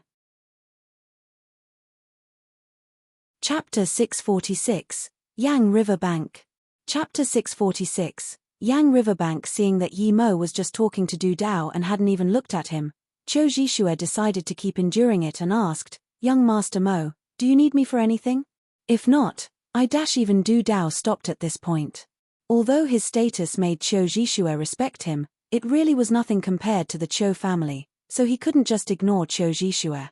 Yimo glanced at Qiu Jishue and said, I heard Li Qiuyang was targeted by the Qiu and Dai family. He even has to go to jail, right? Qiu Jishue heard this, and he was mind-blown. If Yimo was going to intervene in that, then their two families wouldn't have a certain victory anymore. Yimo was an unreasonable madman who even the president, the Han family, as well as the fading-out Zhong family were helping. But now that Yimo had asked, he couldn't just not answer. He quickly said, there's no such thing. I'm very close to Brother Qiuyang, he's just assisting with the investigation a bit. He'll be fine in no time. Yimo didn't want to intervene in these fights, so he said plainly, Li Qiuyang has helped me quite a lot. I'm not interested in your business, but I don't want anything to happen to him. Take my word, my patience is limited. If I don't hear news from him quickly, I will go visit your family. Threats. His words were purely threats. Yimo didn't even want to know what was going on, yet he asked for them to let go of Li Qiuyang. Li Qiuyang was an elite of the Li family and had a similar status to his. If they had to let go Li Qiuyang, it would be like a slap in the face. Luckily, Yimo said that he wasn't interested in their fights. Although Qiu Jishue really wanted to tell Yimo that he wasn't even in charge of it and to just please mind his own business, he didn't dare to. Yes, I will let them know. Qiu Jishue suppressed his anger. He really wondered if the Dai and Qiu family together could take on Yimo or not. Because this involved family battles between the Dai and Qiu family, Du Dao didn't intervene. He knew that only Yimo would dare talk about it, other people didn't even dare mention it. After being told off by Yimo, Qiu Jishue no longer had the face to stay there. He didn't even say goodbye to Wang Shu and just left. Xiao Lei looked at Yimo speechless. The gathering had just started, and Yimo had already kicked 4 people away. Yimo smiled and greeted the people he knew before leaving with Luo Ying. When she saw Yimo and Luo Ying leave, Su Mai came back to her senses. She hesitated before looking at Xiao Lei and asking, Journalist Xiao, how is it that Yimo is this so dash? Xiao Lei suddenly got bored after Yimo left. She got up too and just smiled at Su Mai, but she didn't answer. She didn't want to talk to Su Mai much because of her attitude to Yimo. Susu, after I'm done taking care of some things here, we will go back and live together in Luo Yu.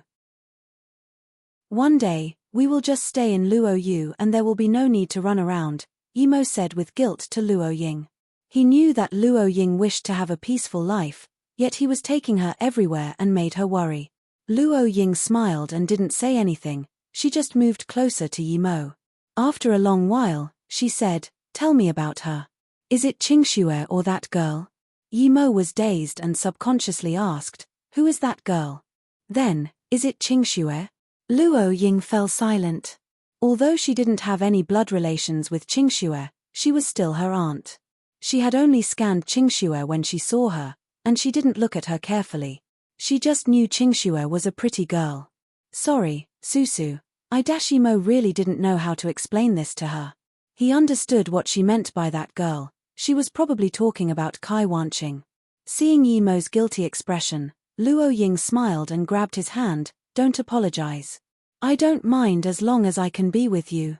I think that if Qingxue loves you, she won't mind either. Yimo embraced Luo Ying and felt excited.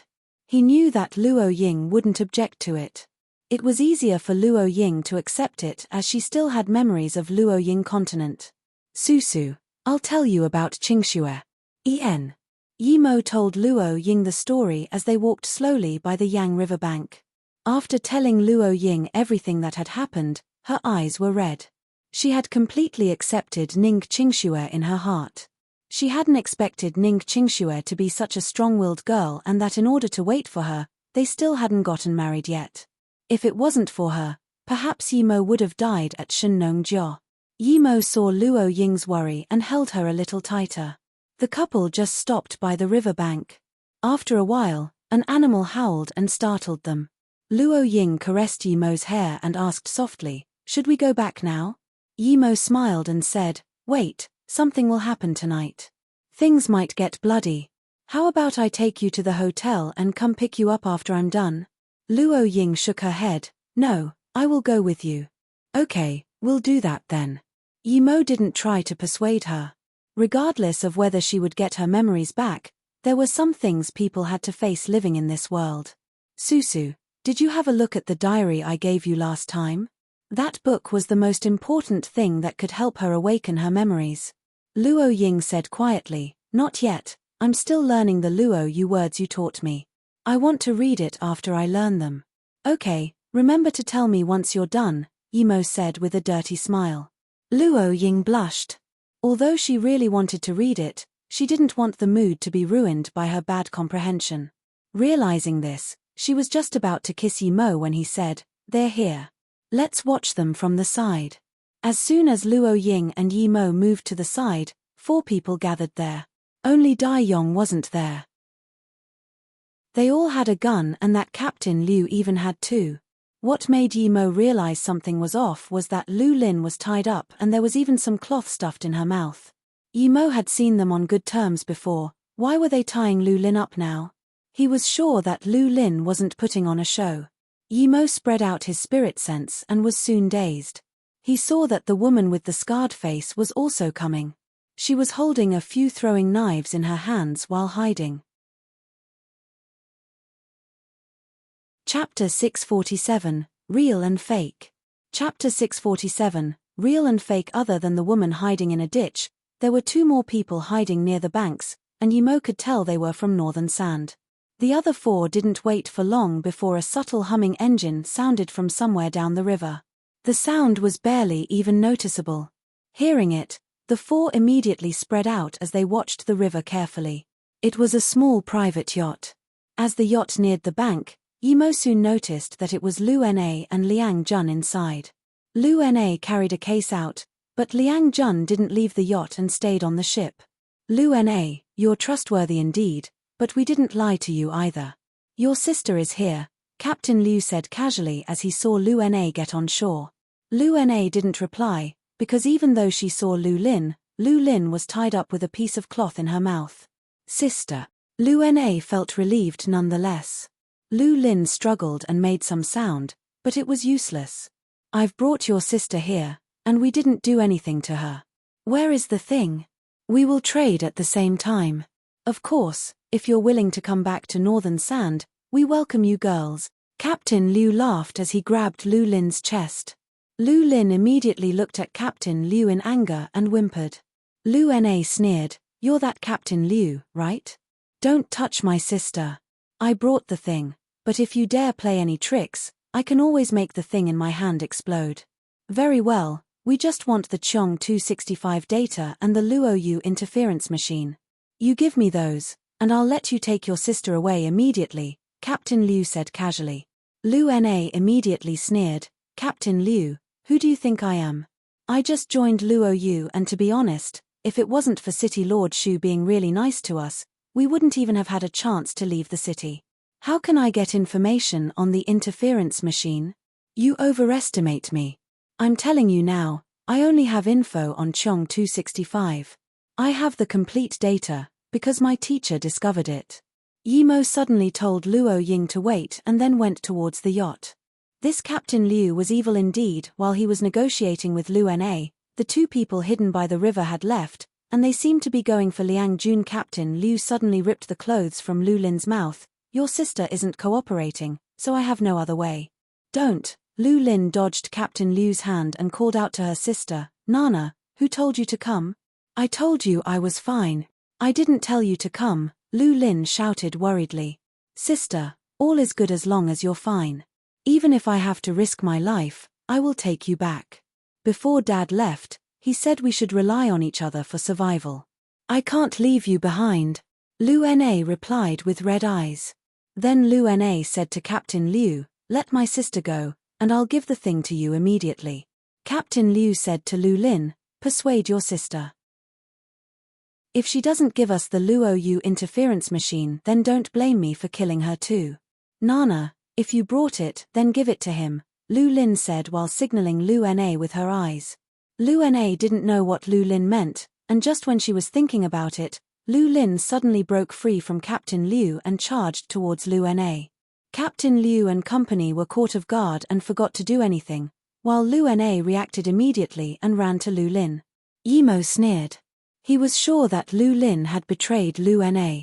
Otherwise, there was no way that Captain Liu wouldn't react. But before knowing the exact situation, Yi Mo didn't move. He really wanted to know how much intel Lu Na had brought out.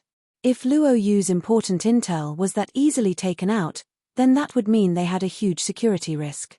However, what everyone didn't expect was that when Lu Lin was still 2 meters from Lu Na, a flying dagger shot out from a nearby ditch into Lu Lin's throat. Lu Lin stopped in her tracks, and she subconsciously held her throat. She gurgled before falling to the ground. "Sister." Lu Na was dumbfounded by the scene and cried out. "Nana, I'm right here, I'm not dead. I am your sister Lu Lin, that woman is a fake." A woman in black clothes came out with her eyes staring closely at Captain Liu and company. Her voice was very coarse. Yi Mo realized only then that this woman who had her face ruined was Lu Lin. No wonder she had shown such strong hate. Thinking about how that extremely busty woman became a bony woman with a destroyed face, Yi Mo felt a little sad. He knew that it was related to him. If it wasn't for him, Lu Lin wouldn't be in her current state. "Sister." Lu Na looked at that extremely thin person and couldn't connect it to her sister. She was sure that Lu Lin never wore any disguises, so why did this woman say she was her sister? But she could feel the concern this black-clothed woman had for her. She underwent plastic surgery? Lu Lin wondered. Hearing this, Yi Mo realized it was no wonder he couldn't tell anything before. "That day when you saw Mother, don't tell anyone, only we can know." The black-clothed woman spoke while keeping her eyes on Captain Liu. "Sister." Lu Na finally realized that this disfigured person was her sister. She hugged her sister's back and cried. The moment Lu Na hugged her, Lu Lin knew it wasn't good. Captain Liu and company pulled out their guns and fired shots. Captain Liu sneered, "Lu Lin, even if you ran away, you still have to pay the price today." Lu Lin immediately realized that she had been too excited. How could she hug her sister at this time? She would stop her sister from pulling out the knives. But there was no medicine for regret in this world, and gunshots sounded loud and clear. She could even feel a bullet was flying towards them. She laughed in despair. "So what if we die? It's worth it to die with sister." However, even after many shots, Lu Lin and Lu Na were shocked to discover that they hadn't been shot and were still standing. Not far in front of them, a figure stood there. Although it was night, Lu Na still recognized that it was Yi Mo. He had blocked all the bullets and saved them. Yi Mo looked at the bullets and smiled to Captain Liu. "You're from Northern Sand, right?" "It's you." "Yi Mo, we didn't mess with you, so why are you fighting us again? We've already agreed to your conditions in Jutang, haven't we?" Captain Liu saw Yi Mo, and his heart sunk to the bottom. Yi Mo suddenly flicked out 2 bullets, and they pierced the heads of Scorpion and the yellow-level tertiary stage man. Seeing this, Captain Liu's heart went cold. Yi Mo was indeed a slaughter god. "Didn't mess with me?" Yi Mo sneered and continued, "Who tricked Luo Ying to come to Beijing? Furthermore, Lu Na is a member of Luo Yu, and who tricked her here?" Captain Liu opened his mouth but couldn't explain anything. He subconsciously looked at the river. Yi Mo sneered, "No need to look for them, they were freed from this world a step earlier than you." Chapter 648, Qingshue's Anxiety. Chapter 648, Qingshue's Anxiety. Captain Liu knew he was over. When he was about to commit suicide, his face was kicked and the poison fell out together with his tooth. Before he fainted, he heard Yi Mo say, "Don't always pull that move. I really want to know what's the difference between you guys and the Black Sun Empire." Luo Ying came over to Yi Mo's side.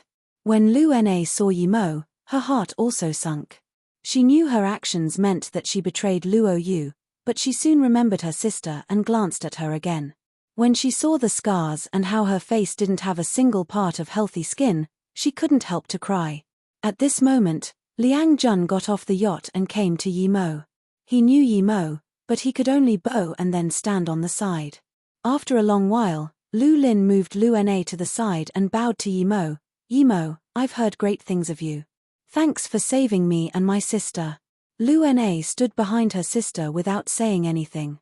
Yi Mo thought it was strange her behavior. No matter what Lu Na had done was betraying Luo Yu. Why didn't she seem truly guilty? Yi Mo scanned the case and found that other than a bomb, there was only a stack of strange useless papers. So it was all fake. She had wanted to just take her sister and run without giving away Luo Yu's secrets, but she had underestimated North Sand too much. Even if she had brought the real things, she wouldn't have been able to get away if she hadn't encountered him. Sorry. Lu Lin knew that Yi Mo was a part of Luo Yu, but she didn't know which position he was at. Yi Mo smiled. Lu Na is one of Luo Yu's scientists. I trusted that she wouldn't actually bring our data. Although Yi Mo knew that Shu Yuhua wouldn't let people access Luo Yu's secrets easily, Lu Na hadn't even brought the Chong 265. He was very grateful for that. Hearing this, Lu Na's eyes turned red. She had never really planned on taking the intel with her.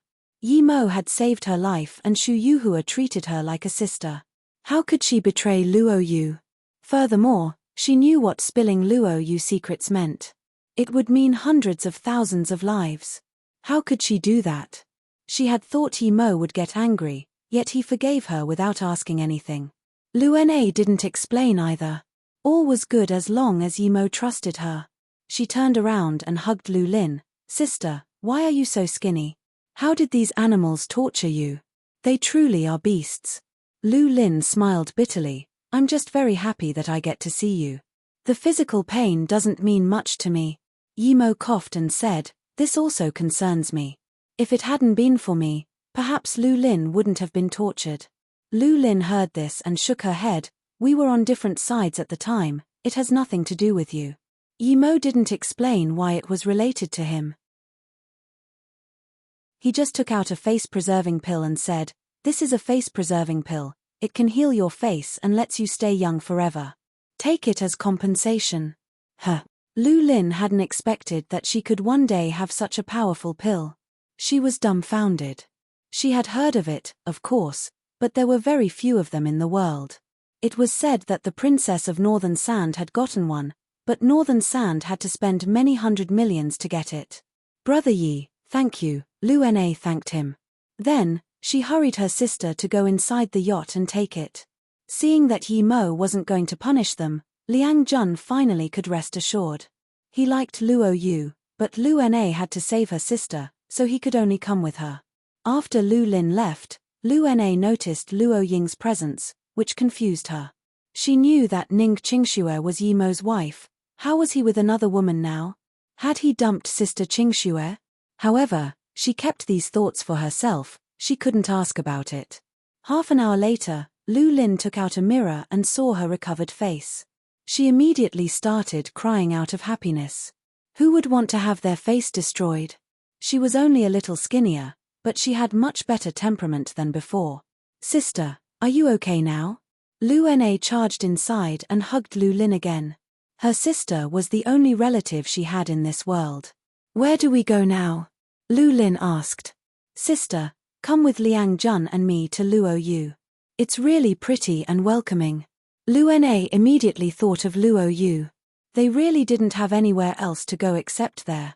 Lu Lin looked hopeful, but, will Yi Mo agree? In that moment, Yi Mo walked inside with Luo Ying and smiled. Of course, you can get a plane to Luo Yu tomorrow. He had interrogated Captain Liu and the reason why they had gone after Lu Na. They had managed to contact Lu Na from her private social media account. This made Yi Mo feel that they should tighten Luo Yu's network security, but Yixing really couldn't do everything by himself. Yet, Captain Liu was just a pawn and he only knew that the Dai family had joined Northern Sand. That night, Yi Mo went back to Ninghai and took his sister Tang Beiwei to Beijing, where he was going to leave her. Luo Yu was about to go to war, and he didn't want Tang Beiwei to be by herself in Ninghai. The next morning, Yi Mo went to visit Elder Han and scanned the rare ores storage. He found another small piece of gung metal essence and blue-silver sand. He then took Luo Ying, Beiwei, Liang Jun and the Lu sisters to Qinghong Airport. As soon as they arrived to the airport, they encountered Li Qiuyang. He had lost a lot of weight. He thanked Yi Mo for saving his life. Li Chuyoung knew that other than Yi Mo, no one could help him. They weren't that close, yet Yi Mo had really helped him. The Dai and Chiu family indeed didn't dare go against Yi Mo. They knew that even Northern Sand feared him, and that he had certain status in Luoyu. Moreover, Yi Mo had just said to let Li Chuyoung go, so they didn't dare not to listen. Yi Mo rejected Li Chuyoung's invitation because he realized it was his grandfather who was really inviting him. Li Chuyoung sighed. He knew that the reason Yi Mo had saved him was because he had helped him a few times. It was impossible, at least for now, to ask Yi Mo to help the Li family. There were still a few hours before the plane arrived to Luoyu Airport, but Ning Qingxue had gone very early. She was anxious. She was going to see Luo Ying today, and she hadn't thought of what to say to her aunt yet. Chapter 649, Together. Chapter 649, Together. Immediately after Yi Mo left Beijing, everyone in Beijing got word of what had happened. That mattered especially to the Dai and Chiu family, because if Yi Mo left, then that meant that he was keeping his word and wouldn't be intervening in the Beijing matters. The Li family leader also sighed. Although he knew all along that Yi Mo wouldn't come, he was still very disappointed. If Yi Mo could so much as just have a chat at their house, it would be an immeasurable help even if he did nothing. But after sighing, the Li family leader also rejoiced. It would make the Dai and Chiu family at least have some concerns that Yi Mo had saved Li Chuyoung. Regardless, from how Yi Mo was able to order a plane to leave from Beijing to Luoyu whenever he wished, one could guess that his status wouldn't be low in Luoyu. After all, Luoyu had been restricting flights ever since the vandalism at their international stores. At the same moment, the Yi family was holding a very important meeting. After a few changes, the family leader position had come back to Yi Beirong. Although he really wanted to give it away already, Yi Zifeng, whom he had chosen, had already gone to Luoyu. To be honest, Yi Beirong didn't feel too well about Yi Mo having come to Beijing without visiting the Yi family. He knew that the Yi family owed the three siblings quite a bit. Yi Wenqiu was Yi Beiguang's son. Because Yi Wenqi and Yi Wenjin left Beijing and died, he was the most important figure in the second generation. Thinking similarly, he asked in confusion, "Uncle, Yi Mo is also a part of the Yi family, and the reason why our family is still in Beijing is greatly due to him. I'm sure that he's the reason why they didn't touch the Yi family. And now it is clear that Yi Mo has enmity with the Chiu and Dai family, and he even beats them without concern. Why then, are we still joining them to take on the Li family?" Other people also looked at Yi Beirong after this question was asked. Yi Beirong sighed. If Yi Wentian was alive, he would be able to see what his intention was. It seemed the Yi family was really falling. He still had to answer though, so Yi Beirong said, "So you know that the reason why no one dared challenge the Yi family is due to Yi Mo. Hence without Yi Mo, although we won't be completely taken, we will no longer be able to be a part of the five big families. I don't think I have to tell you that other people can find out about the problems between us and Yi Mo. And we're just supporting the two families but not really doing anything. They know that too. But even if they know what our intentions are, they can't come and attack an ally. So we can only earn the greatest benefit if we support the two families. But if we support the two families, then won't we be fighting the Li family? Yi Mo can't be really happy about that, right?" Yi Wenqiu asked. Yi Beirong shook his head. "You still haven't seen the essence of the matter. The Li family won't fight the Yi family. We aren't taking any real action against them, and even if we did, they wouldn't fight us. They wouldn't want to leave a bad impression on Yi Mo. As for Yi Mo, he doesn't care about these sort of things at all. And even if he did, no matter what he thought of it, he wouldn't do anything to the Yi family." Yi Long finally understood what the family leader meant. The Li family would indeed not use their main force against the Yi family no matter which side the Yi family stood on. They might perhaps even help the Yi family in some ways, so it could be said that this was the best decision. Knowing what Yi Long thought, Yi Beirong said, "I was very worried before when Luoyu was developing in Flowing Snake, but now that they moved to Luoyu and invented the most advanced defense system in the world, I can rest assured. Yi Mo is a prodigy, and everyone in the Yi family, including myself, missed that. It is also normal that Yi Zifeng didn't stay in Beijing as the family leader. It's only right that he and Yi Ling went to help their brother. Yi Beirong paused. Although he also really wanted to go to Luoyu, he couldn't throw away his face, and his identity didn't allow him to do that. That's why he tried to protect the Yi family. When worst came to worst, they could become a commercial family like the Zhou family. The first person Yi Mo and Luo Ying saw when they got off the plane was Ning Qingxue. She seemed lonely standing there. Beside her was Silver, and it flew to Yi Mo as soon as it saw him. The first feeling Ning Qingxue had when she saw Yi Mo and Luo Ying standing next to each other was that she was an extra. She was sour and wanted to run into Yi Mo's arms, but she couldn't move her legs. Yi Mo could feel Ning Qingxue's anxiety, so he walked up to her and gently embraced her. As Ning Qingxue hugged Yi Mo tightly, her mind went blank. She had thought of many possible scenarios for when they saw each other again, but now she didn't know what to say. She remembered that Luo Ying was also there and immediately got out of Yi Mo's arms to find Luo Ying smiling at her on the side. Ning Qingxue wiped her eyes and said worriedly to Luo Ying, "Auntie, Luo Ying had gotten a completely different view of Ning Qingxue after hearing about how she had risked her life to save Yi Mo. She walked up to Ning Qingxue naturally and held her hand. "Qingxue, are you still going to call me auntie? You should call me sister from now on." Ning Qingxue looked up in joy, and all the worry and anxiety she had been having for the past time was gone. Although Yi Mo had told her that Luo Ying would accept her, when this day actually came, she was still full of surprise and joy. Sister Luo Ying Ning Qingxue's tone was shaky. "Is it called Silver? It's so pretty." Luo Ying held Ning Qingxue's hand and looked at Silver while it was hugging Yi Mo Yen. "It's called Silver." Yi Mo said it might be a blue phoenix, but its plumage hasn't changed color at all, Ning Qingxue said. Yi Mo held Silver and looked at the two girls next to each other, and his heart surged with an extreme sense of satisfaction. Tang Beiwei stood at the back and sighed out of relief. She had been worrying about how things would go when Luo Ying and Ning Qingxue met. She didn't want to see either of them hurt. Xu Yuhua and company also breathed a sigh of relief. They had all come very early that day, but they knew that it was time for Yi Mo's two wives to meet each other, so they didn't dare interrupt and waited from afar. Chapter 650, Fighting to be Friends. Chapter 650, Fighting to be Friends. Tang Beiwei liked Luo Ying more, whereas Yi Ling preferred Ning Qingxue. Xu Yuhua was very happy that Yi Mo had managed to bring both Lu Na and Liang Jun back. Although they hadn't taken a lot of intel, they had been living in the core sector of Luoyu. They had seen a lot of things. No matter how strong-willed a person is, it would be hard for them not to spill anything when being tortured. Yi Mo really wanted to have a private conversation with Luo Ying and Ning Qingxue, but he knew that Luo Yu was still in trouble.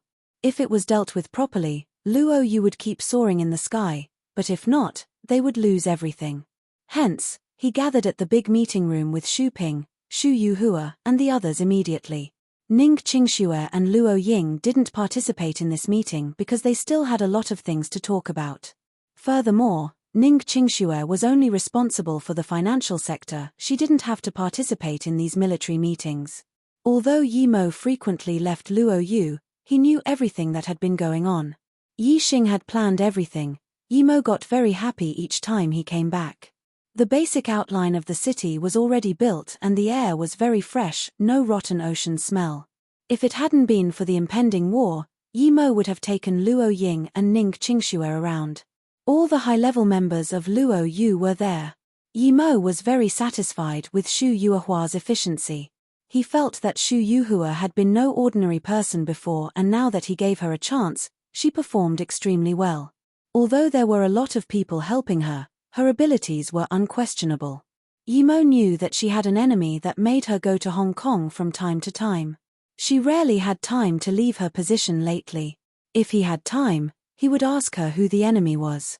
Regardless of who it was, since she was the city lord of Luo Yu, it couldn't be ignored. "Okay, since everyone is here, we'll let Saita Yuhua start the meeting." "Speak as you wish," Yi Mo said.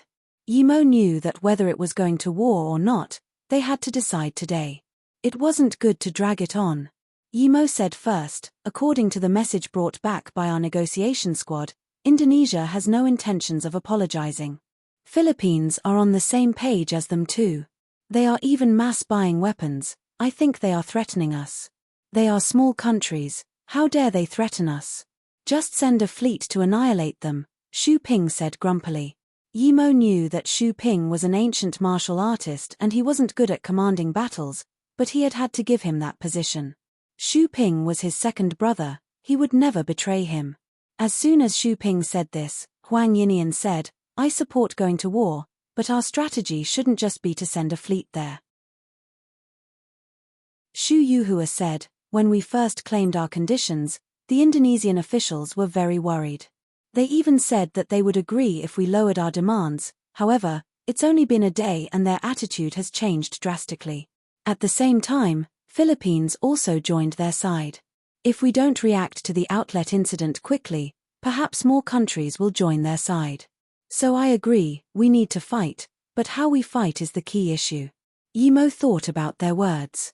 No one had said it, but he knew that there was someone supporting Indonesia from the shadows. Who was it? America? Or was it some other country?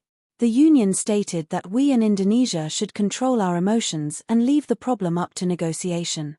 That we shouldn't start a war so easily, Yu Miaodan said. Funny. We shouldn't start a war so easily. They saying this to us. If we don't do anything, what if they attack us instead? I think that if we're going to fight, we should do Germany's way, finish them with a lightning war, Gucci said. That works for other countries, but not Indonesia, they're an island country. We only have 20,000 troops. I think we should gather our power and throw a heavy blow to one target, Sherman said. Xu Yuhua nodded, but she didn't say anything and just stared at Yi Xing. I actually agree with Brother Xu and Sherman. Our newest interference machine is now ready for mobile warfare. It's attached to the Luo Tian carrier ship. If we needed to attack an island, we wouldn't even need to go covertly. We could just throw bombs at them. Yi Xing looked at Xu Yuhua and smiled. When Yi Xing finished talking, the entire meeting room fell silent. After a while, Huang Yinian screamed, Chief Engineer Yi, did you succeed? When they recalled the last war, everyone's blood boiled. It was because they had the most advanced interference machine that they had managed to suppress the Allied army. Yet, most of our bombs are from Russia and Germany. We can build some defense missiles, but we can't mass-produce offensive missiles.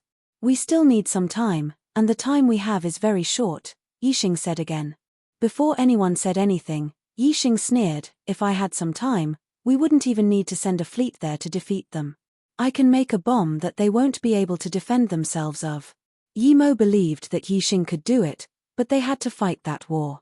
If Luo Yu was harassed by Indonesia and Philippines and they didn't fight back, they would lose the reputation they had built and more countries would do the same. In another 2 years, when Luo Yu stabilized, other countries wouldn't even be able to face Luo Yu. He nodded, no one can treat Luo Yu like this. We must fight Indonesia and Philippines. As for how we fight, I trust that Yi Xing has other steadier ways, but we're trying to show our dominance this time, so we must do it in the most direct and domineering way. We'll let them know that they can't challenge Luo Yu so easily. Let those clowns who support them understand it too. As for how to fight, I agree with Sherman's method. There's only the Indian Ocean between us, we'll take one of their islands first. Then, Yimo looked at everyone, which island should we attack first? Huang Yinian smiled, if it's taking over a place, it'll be quite easy. Bali Island is perfect. It's not small, and it's Indonesia's main tourist attraction. It brings Indonesia large amounts of income each year. If we take that place, the Indonesian officials will have to comply. Everyone agreed to this. Chapter 651, Declaration of War means start of war. Chapter 651, Declaration of War means start of war. Okay, in that case, Huang Yinian will be the commander for this war. We don't need to wait, send our ships there immediately. Wait around Bali for the declaration of war, and as soon as we declare war, attack their military facilities, Yimo ordered. Xu Yuhua added, I agree to the president's decision, but Bali is a global tourist attraction.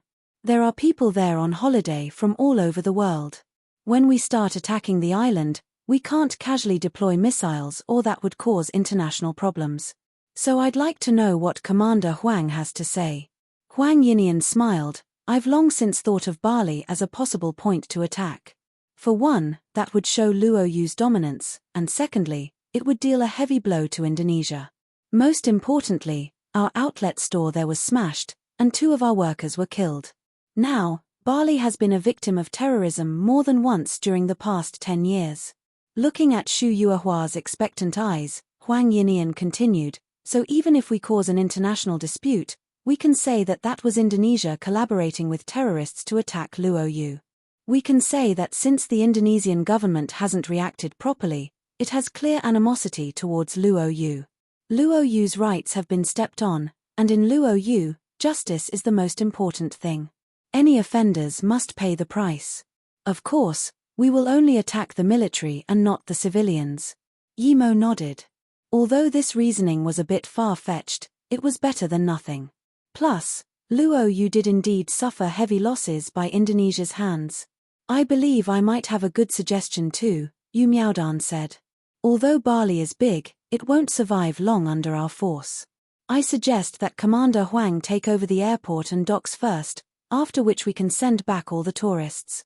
As for all the touristic facilities, we can destroy them just like they destroyed our store. Yu Miaodan didn't say it out loud, but everyone knew that it wasn't realistic to think they could take over Bali for a long time. Even if Luoyu had the power, the Union wouldn't allow that. Once Indonesia agreed to some form of compensation, Luoyu's army would have to retreat. But if they destroyed all the touristic facilities and sent away all the tourists, then that would be a huge blow to the Indonesian economy. It was an extremely big risk to so much as invade the island of Bali, much less to want to seize it. If Yimo wasn't a cultivator, perhaps he wouldn't even be doing it. Yimo knew that once most of the power in the world joined together against Luoyu, Luoyu wouldn't be able to stop them. But Yimo had his trump cards too. If he really had no other choice, he would use nukes and go around assassinating people. No one would dare to push a country with nukes too much. Although this world had all sorts of rules, people with power still made the final calls. For example, if the US wanted to invade a small country suddenly, they could find 100 reasons to justify themselves. Power was the ultimate deciding factor. Meanwhile, Yi Ling was with Tang Beiwei. Hearing the truth about everything, Yi Ling was dazed for some time before looking at Tang Beiwei in disbelief. Beiwei, you mean that your brother's real sister, and I'm not? Tang Beiwei nodded and said after a while, in fact, I'm not sure if I'm his real sister either, but he doesn't want to do any blood testing. He said that we're already true sisters to him, and we will be regardless of any tests. I don't want to lose him as my brother, so I didn't insist on the check either. Then that means that I might be his real sister after all? Yi Ling was pretty worried. Ian, but I understand brother. He doesn't want to lose us two sisters, so when he asks you later, don't disappoint him. He really loves us, Tang Beiwei said as she looked at Yi Ling. Yi Ling breathed a sigh of relief. The second day after Yi Mo came back to Luoyu, Luoyu suddenly declared war on Indonesia and said that all who helped Indonesia were enemies of Luoyu. Unexpectedly though, Luoyu only declared war on Indonesia and actually gave the Philippines a week to pay Luoyu 50 billion Luoyu dollars. Luoyu's actions shocked the world once more. Luoyu was just a newly established government. They might have been able to defend against the Union's invasion, but no one believed they could really invade Indonesia. And this time was special too. Indonesia clearly had someone supporting them, yet Luoyu still declared war. Luoyu was basically just a corporation, but it declared war on a country over the death of a few people. This seemed too childish, didn't it? And this was with the Union requesting peaceful means. Politicians all over shook their heads. How could they so easily declare war on a country? Yimo only felt contempt at all this, and he really didn't care. Even if an army 10 times their size came, he still had a bottle of essence Kai pills, and with the interference machine, he would be able to at least end the battle in a draw. He might not be a politician, but that didn't mean he didn't have a brain. He had thought of all the consequences already. But what happened next ignited the world. 10 minutes after the declaration of war, news of Luoyu's fleet attacking Bali appeared. Indonesia was worried, and Bali was worried. In fact, Indonesia sunk into chaos. Although they had been buying weapons and acting tough, that was just all an act to gain some bargaining chips. But Luoyu was a mad place and had actually declared war, even starting it as soon as they declared it. Meanwhile, Indonesia's defensive status was just on its regular level. It hadn't believed that Luoyu would truly start a war over such small matters. Luoyu's fleet destroyed Bali's military port without any resistance, only leaving the civilian port intact. And as Indonesia started crazily amassing an army for Bali, Luoyu's missiles were already accurately striking military facilities. Bali's defenses were like a layer of paper in Luoyu's eyes, while its counterattack was rendered useless by the interference machine. The US president slammed the sheets of paper he was holding on the table in front of him. Luoyu was crazy. Indonesia was supported by the US, and he had suggested their course of action.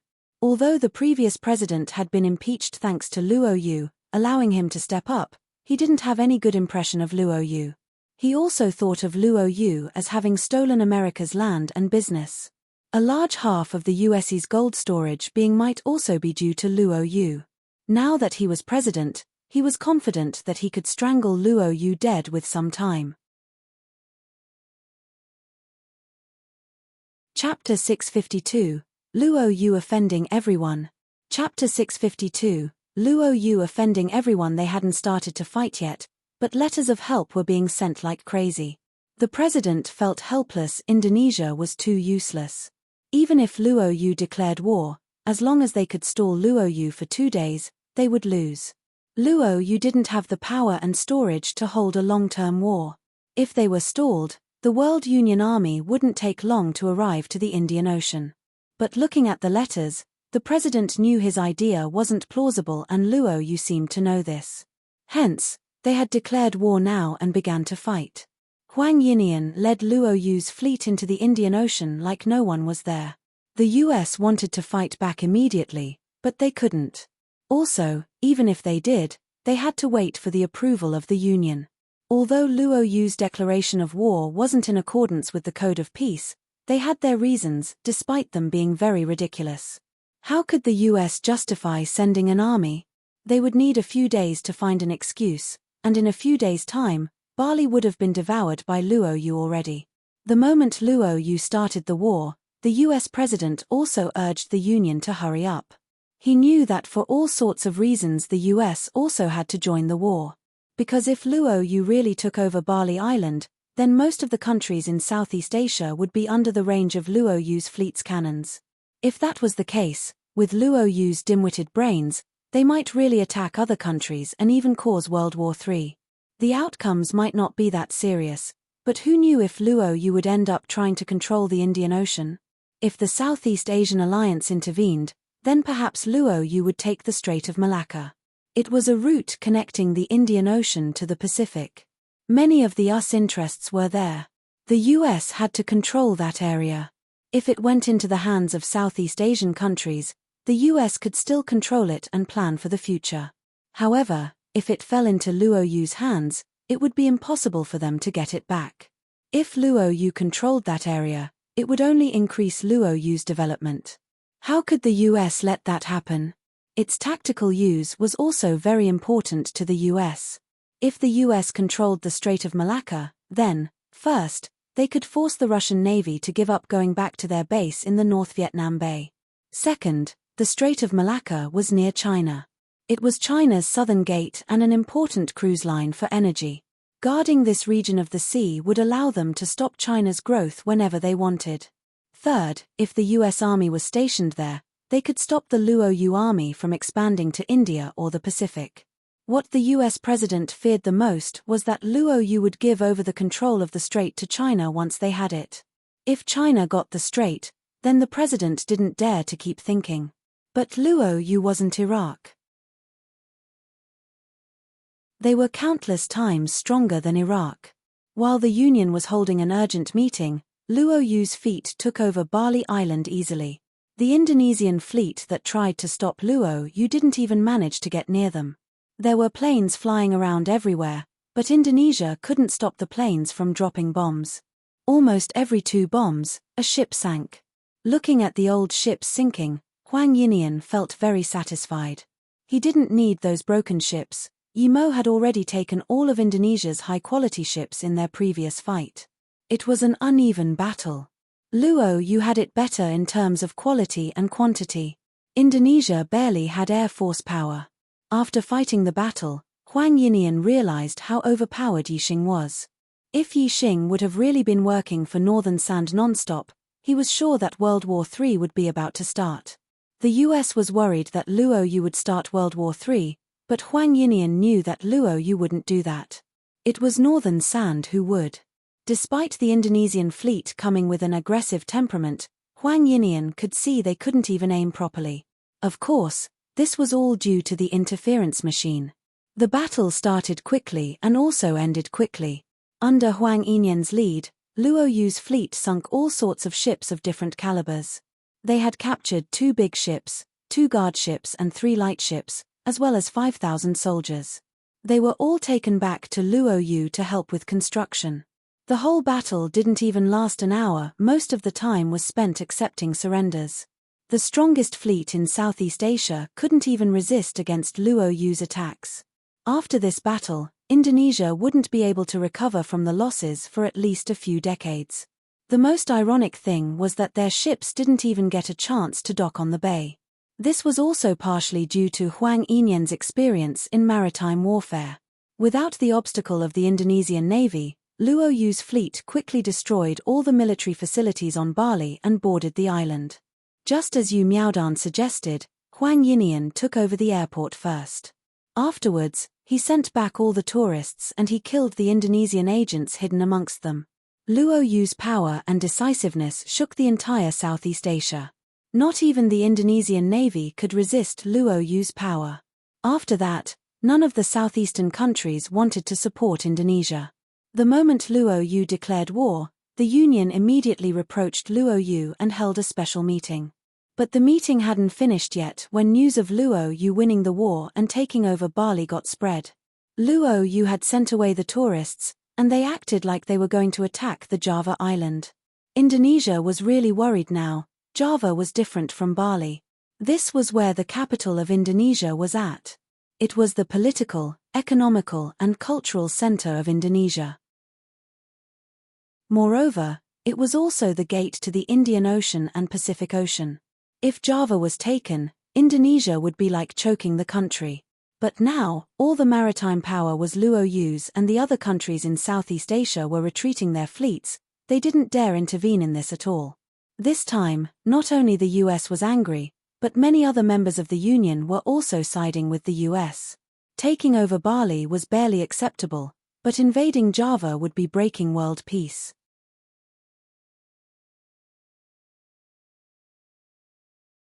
Chapter 653, You Can't Do This. Chapter 653, You Can't Do This. Does Luo Yu want to use Southeast Asia as their bathtub, or do they want to trample on world peace and start World War III? They are completely squashing world peace, human rights, and the development of the world. The US representative, Peter, stood up and commented in anger. Peter had been the consultant of the previous US president, and after the change in power, not only did he not lose his status, he instead became the US representative. Japan's face looked bad, and he glanced at Peter. Peter was acting as though he wasn't doing his job as head secretary. Japan knew that Peter wanted to use the Union to have the whole world attack Luo Yu. Although he detested Luo Yu's arrogance, the city lord of Luo Yu was a madman. Just when everyone thought he wouldn't start war, he did. And by the time the Union held a meeting, he had already destroyed 90% of Indonesia's naval power. They were so fast that Japan wondered if Luo Yu would have already taken over Java by the time the meeting ended. Despite knowing that that might be possible, Japan still couldn't request the Union to have the whole world declare war on Luo Yu. He wasn't insane like Luo Yu.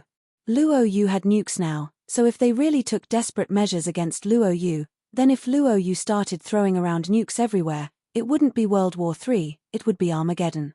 So he needed to deal with this appropriately and make Luo Yu realize that they couldn't just casually use their nuclear power to threaten people. Peter's words started up a debate. Although most people supported attacking Luo Yu, rarely anyone dared say it. They understood Luo Yu's power. Luo Yu had a very accurate intercontinental missile guidance system as well as a very powerful interference machine. And that wasn't the most important thing. The most important thing was that they could use those two technologies to launch their nukes too. If Luo Yu knew that someone had agreed to attacking Luo Yu and the first nuke Luo Yu sent out was against them, they would be done for. Most countries would at most vote yes, but none would stand up and agree out loud. If they did, Luo Yu would know for sure, because Luo Yu was also a part of the international community now and had a representative present. But even though the US had said that much, Luo Yu's representative only smiled and didn't say anything. Just looking at this, everyone knew that Luo Yu didn't even have a foreign affairs minister. Luo Yu's representative had been decided upon after the first battle, and it was only under the strong request of the Union that Luo Yu joined the Union and sent Mo Hai as its representative. Mo Hai had been in the business scene for many years and knew Yi Mo since way back. Even when he didn't talk, that didn't mean he was dumb. He knew that Luo Yu was being a bully right now, so he had to keep a low profile and act dumb. He had to make everyone know that Luo Yu really didn't have anyone proper for his job. Mr. Mo, Luo Yu is ignoring world peace and forcibly invading other countries. I really want to know why Luo Yu, who has always proclaimed itself an advocate of peace, would do such a thing. I don't understand, so could Mr. Mo, being the representative for Luo Yu, provide us with an explanation for this? Japan just had to ask. Mo Hai nodded and got up.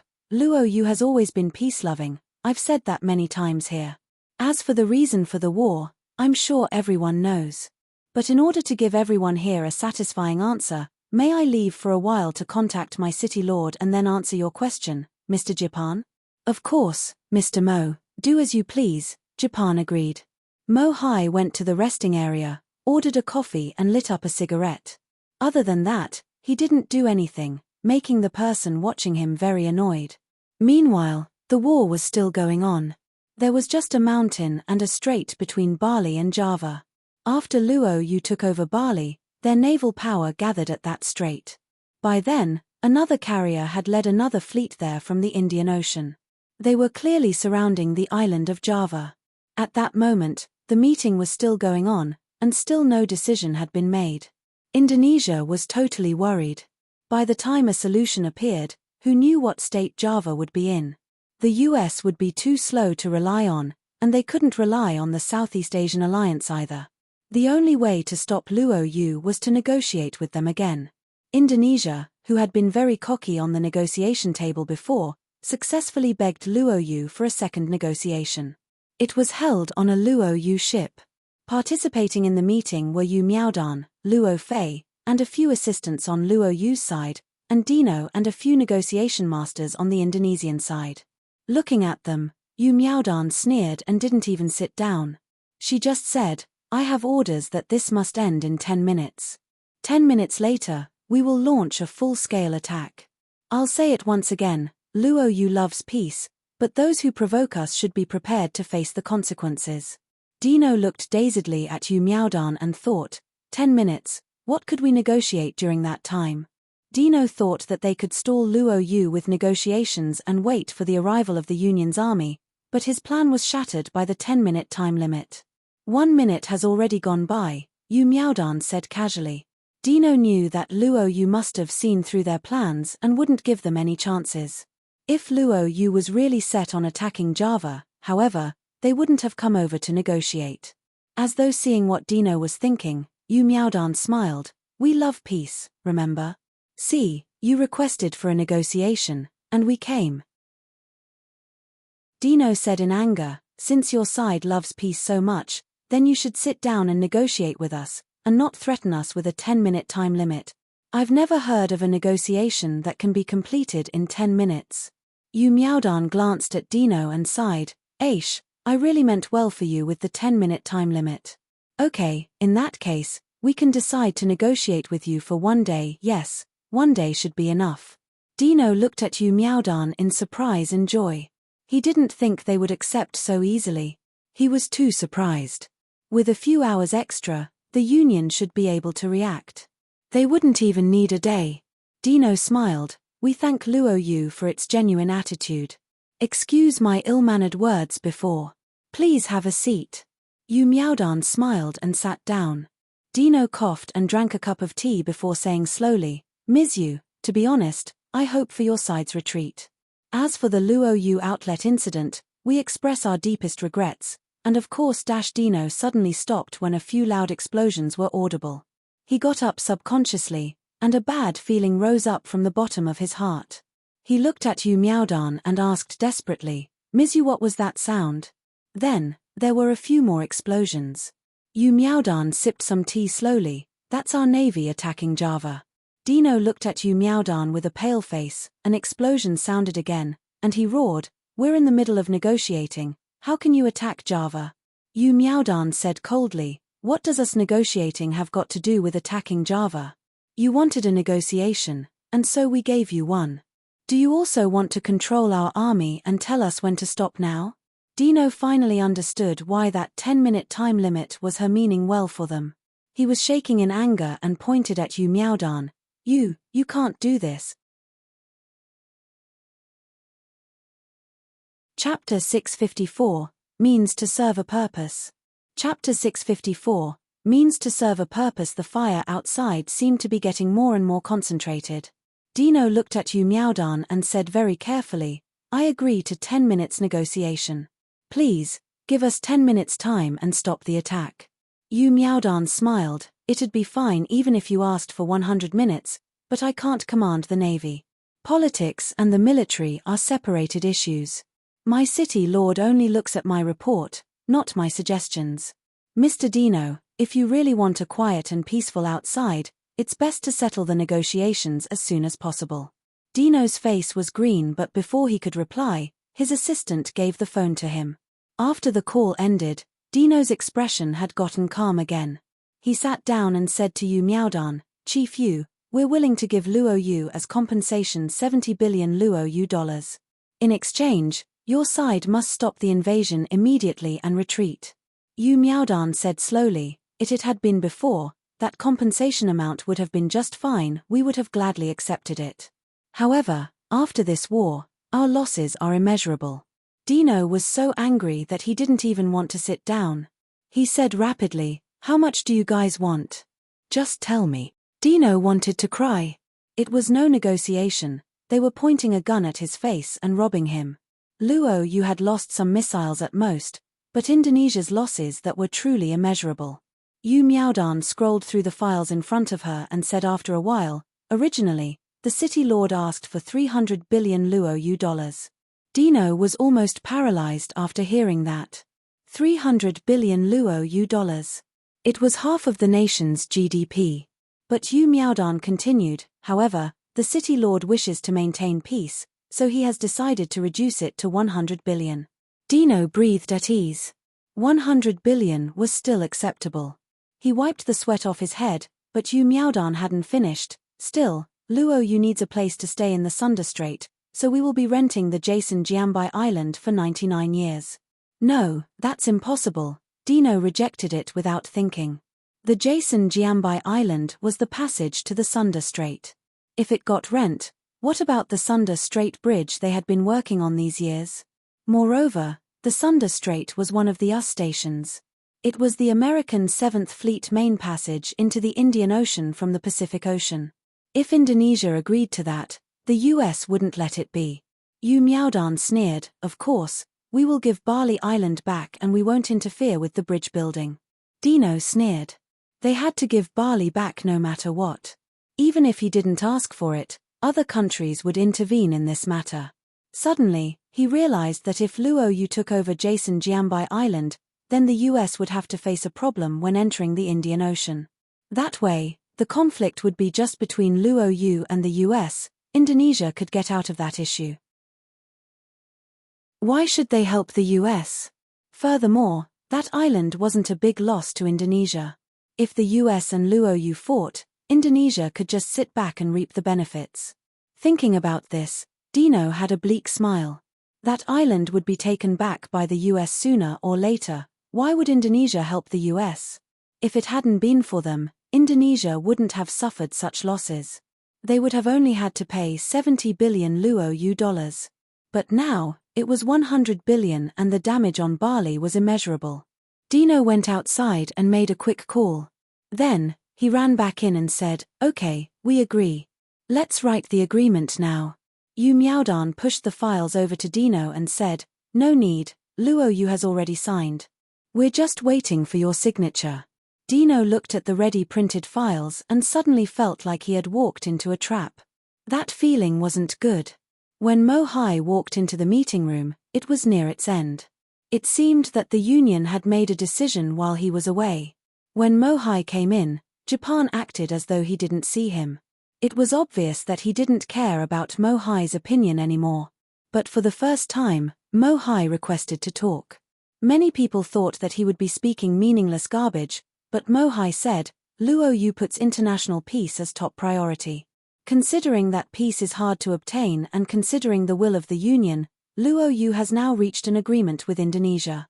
We will retreat from Bali and not attack Java. Perhaps no one believes us, but the moment I entered this room the army had already started retreating." What? The news shocked everyone.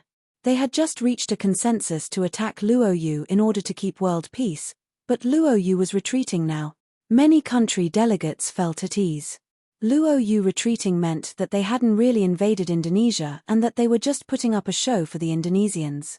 After all, they had killed Luo people and then didn't want to pay compensation. "I suggest to immediately suspend our previous decision about Luo. Luo is retreating, we can't attack them anymore. After all, Indonesia started the problem. If we still attack Luo now, it would be going against keeping world peace." Russia was the first to talk. Peter immediately wanted to get up and rebuke this idea, but he knew that it would be inappropriate at a time like this. No one would agree. Japan could rest assured. He was the person who didn't want the war the most. At that moment, the US president had received the contents of Luo and Indonesia's agreement. He didn't care about how much Indonesia was compensating Luo, but what infuriated him was that Indonesia had actually rented Sunda Strait to Luo. With this, Luo could control the US every move. He couldn't allow this to happen, but the island belonged to Indonesia. If they wanted to rent it, the US couldn't intervene.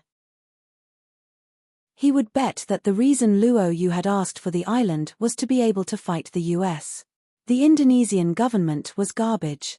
The president wanted to roar, he had no other means to stop it. He even suspected that Luo had already thought of the outcome before they started the invasion. The US had finally found an opportunity to attack Luo, but it ended before it even begun. If Luo really had calculated all this, they were a political enemy that couldn't be underestimated. They were masters in schemes and shenanigans. Thinking about this, the US still had another breakthrough point, the Philippines. However, not long after that, his assistant gave him news that Luo and the Philippines had also reached a consensus. The Philippines had asked for peace and resolution after Luo took over Bali. Seeing that the Philippines had come to them first, Luo reduced the compensation amount to 30 billion Luo dollars. F***CK. The president swore and smashed the files on the ground. He felt like he was failure as a president. Right this moment, the president believed that the person who had orchestrated the plan must have the experience of a bunch of lifetimes. Otherwise, how did he manage to calculate the timing and everything else so precisely? Announce right away that we're holding a meeting at the White House. The president was worried, he felt like he was a step behind Luo every single time. Yu Miaodan admired Mo's means too much. She finally understood what war was now. It wasn't the final goal, but the means to serve a purpose. They had just provided a simple war plan, yet Mo had calculated everything to the minute. At the same time, Mo was surprised at the Meng family's fortune-telling art's power. When he combined it with the battle plan he had made, many things fit into place, allowing him to make the perfect plan. The only problem was Bali Island, but now that they retreated, they no longer had to worry. Just when Yi Mo was about to leave and go to the welcoming ceremony for the soldiers, Xu Yuhua knocked on the door desperately.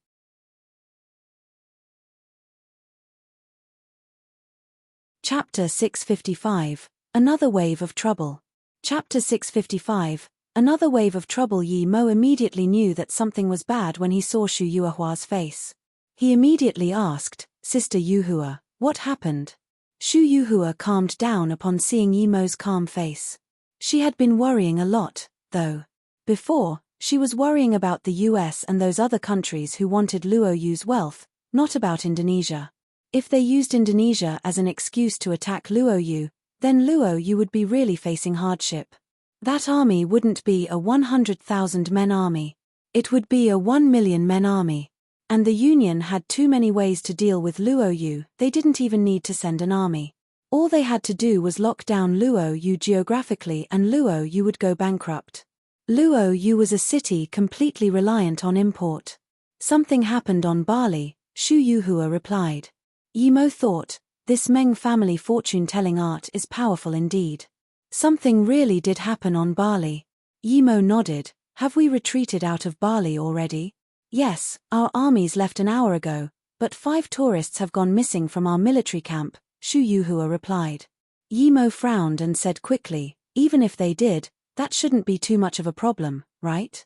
Yi Mo knew that this would reduce Luo Yu's popularity and increase the enmity of other countries, but Yi Mo had already warned Huang Yinian about it, so the first thing they did when they took over Bali was to protect the tourists properly and send them to the airport.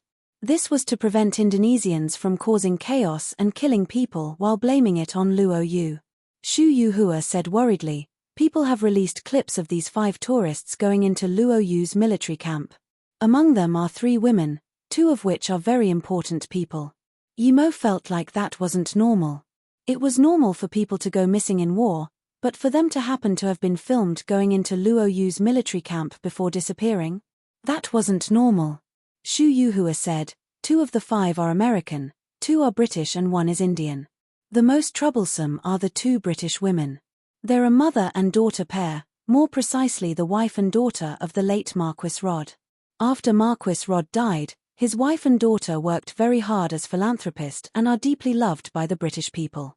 They were touring in Bali when the war started and went missing in Luo Yu's military site. Yi Mo realized that they must have been set up. How could there be such a coincidence? Has the news gotten online? Yi Mo asked. Xu Yuhua nodded. Currently, the British citizens are very angry and ask Luo Yu for an explanation. Although the US and India haven't made any announcements, I'm sure they will soon. Yi Mo realized that this had probably been done by the US. If Luo Yu could start war with Indonesia for a few employees, then the British would have all the more of a reason to start a war when members of their nobility went missing. And if England wanted to attack Luo Yu, the US would help them for sure. If India joined them too, then Luo Yu would be facing enemies from 3 sides. How is Commander Huang dealing with that now? Yi Mo asked. He ordered Liang Di to take a squadron of soldiers, search the campsite and search for clues. Although he wanted to send the army back, I figured that that wouldn't be appropriate, so I stopped him, Xu Yuhua answered. Yi Mo nodded, you did well. Not only should Commander Huang retreat, but so must Liang Di. I will deal with this myself. When our army returns, install the maximum defensive state until I come back. If Huang Yinian brought the army back to Bali, that would be falling for their scheme. Luo Yu would lose its credibility, and Huang Yinian wouldn't be able to find any clues anyway. Yi Mo was sure that making Huang Yinian return to Bali was one of their goals, but if that didn't happen, then their second goal was probably to have England, US and India start a war with Luo Yu with a good reason. Yi Mo knew that only he could deal with this problem. As long as those 5 weren't dead, he would find them. And Yi Mo believed that they wouldn't kill the 5 so easily. Yes, Xu Yuhua replied. Hold on. Yi Mo stopped her again and said, these 5 tourists can't have disappeared magically, so check the soldiers that were stationed there at the time of the 5's disappearance as well as the soldiers higher ups. Xu Yuhua was shook. It's not like she hadn't thought about checking them, but she subconsciously didn't want to. But since this had happened, it meant that there had to be traitors somewhere. She wondered if Huang Yinian had realized that. No matter who it is, if you find him, lock him up immediately and wait until I come back. Remember to send me the results immediately, Yimo said. As soon as Xu Yuhua left, Luo Ying and Ning Qingxue appeared together. Hearing that Yimo was going out, Ning Qingxue helped Yimo tidy his clothes and said, "If I had known this earlier, I wouldn't have asked you to build a city. I didn't think it would give you this much trouble." Yimo held Luo Ying's and Ning Qingxue's hands and said, "It's not that hard, and I'm doing this for our future. I want everyone in Luo Yu to be able to live peacefully and happily. I want to be able to enjoy walking in the city and cultivate here in peace." Luo Ying grabbed Yimo's hand in satisfaction and didn't talk. Yimo kissed the two and said, "Wait for me. When I come back, we will have our wedding." The White House was holding an urgent meeting when they suddenly received news that 5 tourists had disappeared from Luo Yu's military camp. And Luo Yu had only retreated after they disappeared. Luo Yu's army obviously couldn't distance itself from this. The US president felt like laughing.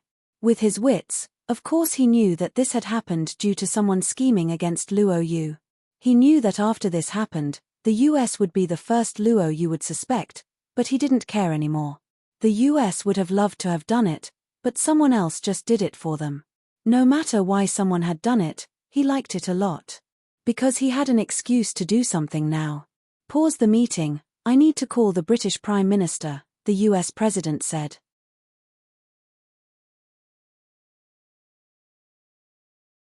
Chapter 656, The Underground Tunnel of the Campsite. Chapter 656, The Underground Tunnel of the Campsite. Although Bali had been a battlefield, its tourist attractions hadn't gotten damaged significantly as Luo Yu's army has arrived and left in no time. When Luo Yu's army attacked Bali, they mainly took over the military facilities, the main tourist attractions and transport routes. So the place Luo Yu's army had stayed at was close to the Bai Strait, which was also very close to the airport. Luo Yu's army had planned it strategically, so that they could fly or leave from there. When Yimo came to this place, he sighed. Everything there had been wiped away. He could understand it. How could the army allow large amounts of tall buildings to still stand there? Although there were only about 10,000 people that participated in Bali's occupation, the base they stayed at was very big. So big that his spirit sense couldn't cover it completely. At this moment, Yimo saw Liang Di take his people and go to a military ship placed in a simple dock. Yimo didn't go meet them. He could tell just by looking that they hadn't found out anything. It was better if they left early, otherwise, as long as Luo Yu's army was still in Bali, there would be more room for people to doubt their intentions. Luo Yu had already gotten the most out of the war. If they didn't leave at the right time, it might have negative repercussions. After Liang Di and the rest left, Yimo started to inspect the base. There were 2 ways to access the base. One was from the Bai Strait and the other one was from the attack route Luo Yu had used to invade Bali. Yimo took note that most of the tourist attractions surrounding the attack route had been destroyed by the army. Some had been trampled over by tanks and armored vehicles. Looking at this, Yimo was confused. How could have the 5 tourists gotten into Luo Yu's base and been recorded? It was impossible to get in through the Bai Strait, so the only other possibility was from the road occupied by Luo Yu's army. But that route was also impossible. Even a dog would be seen by the guards, much less 5 people.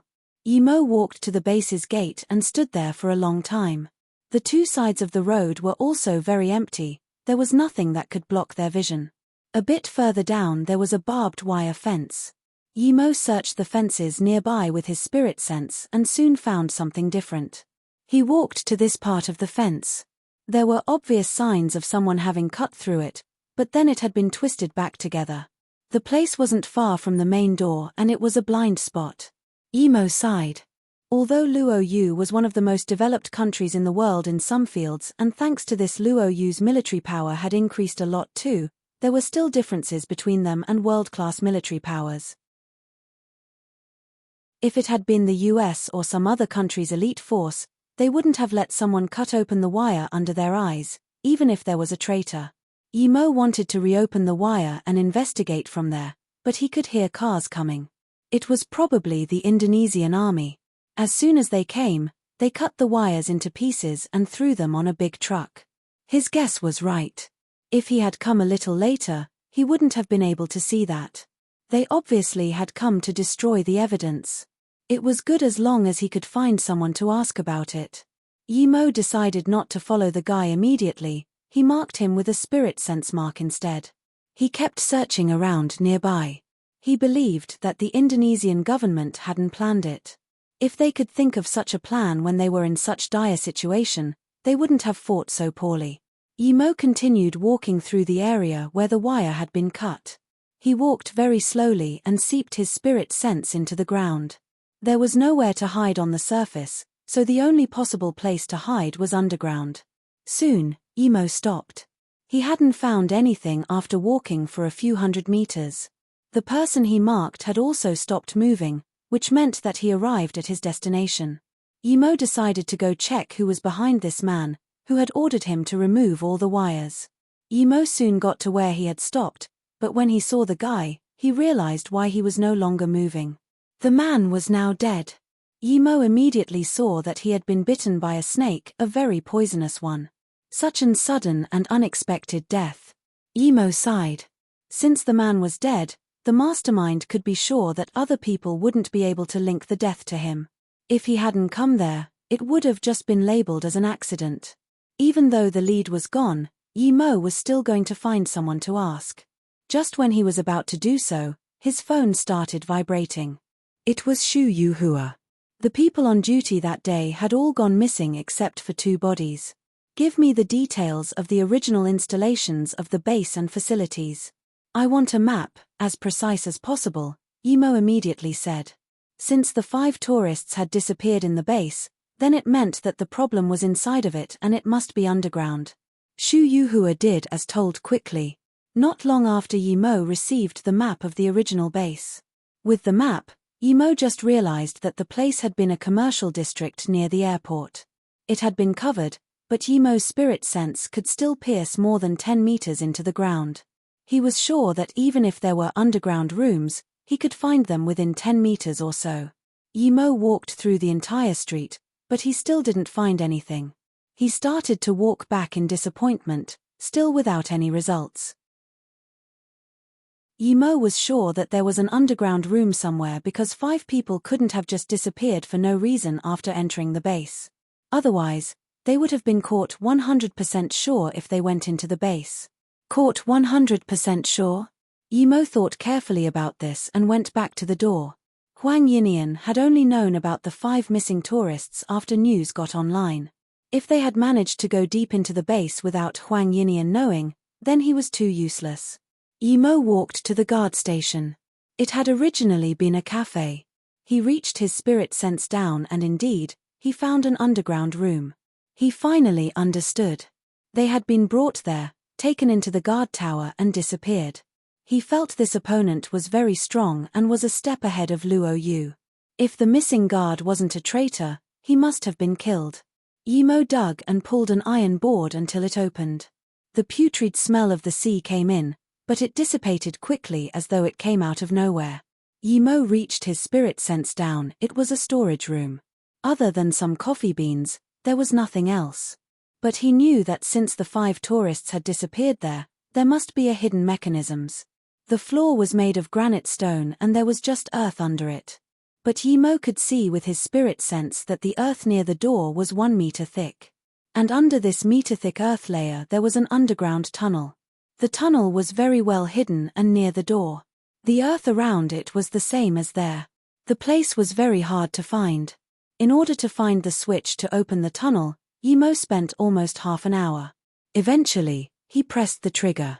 Rumble, a dark passage appeared before him with the smell of the ocean wind. You're tuning in to the Celestial War YouTube channel. Don't forget to subscribe and join us on this journey to catch the most captivating stories.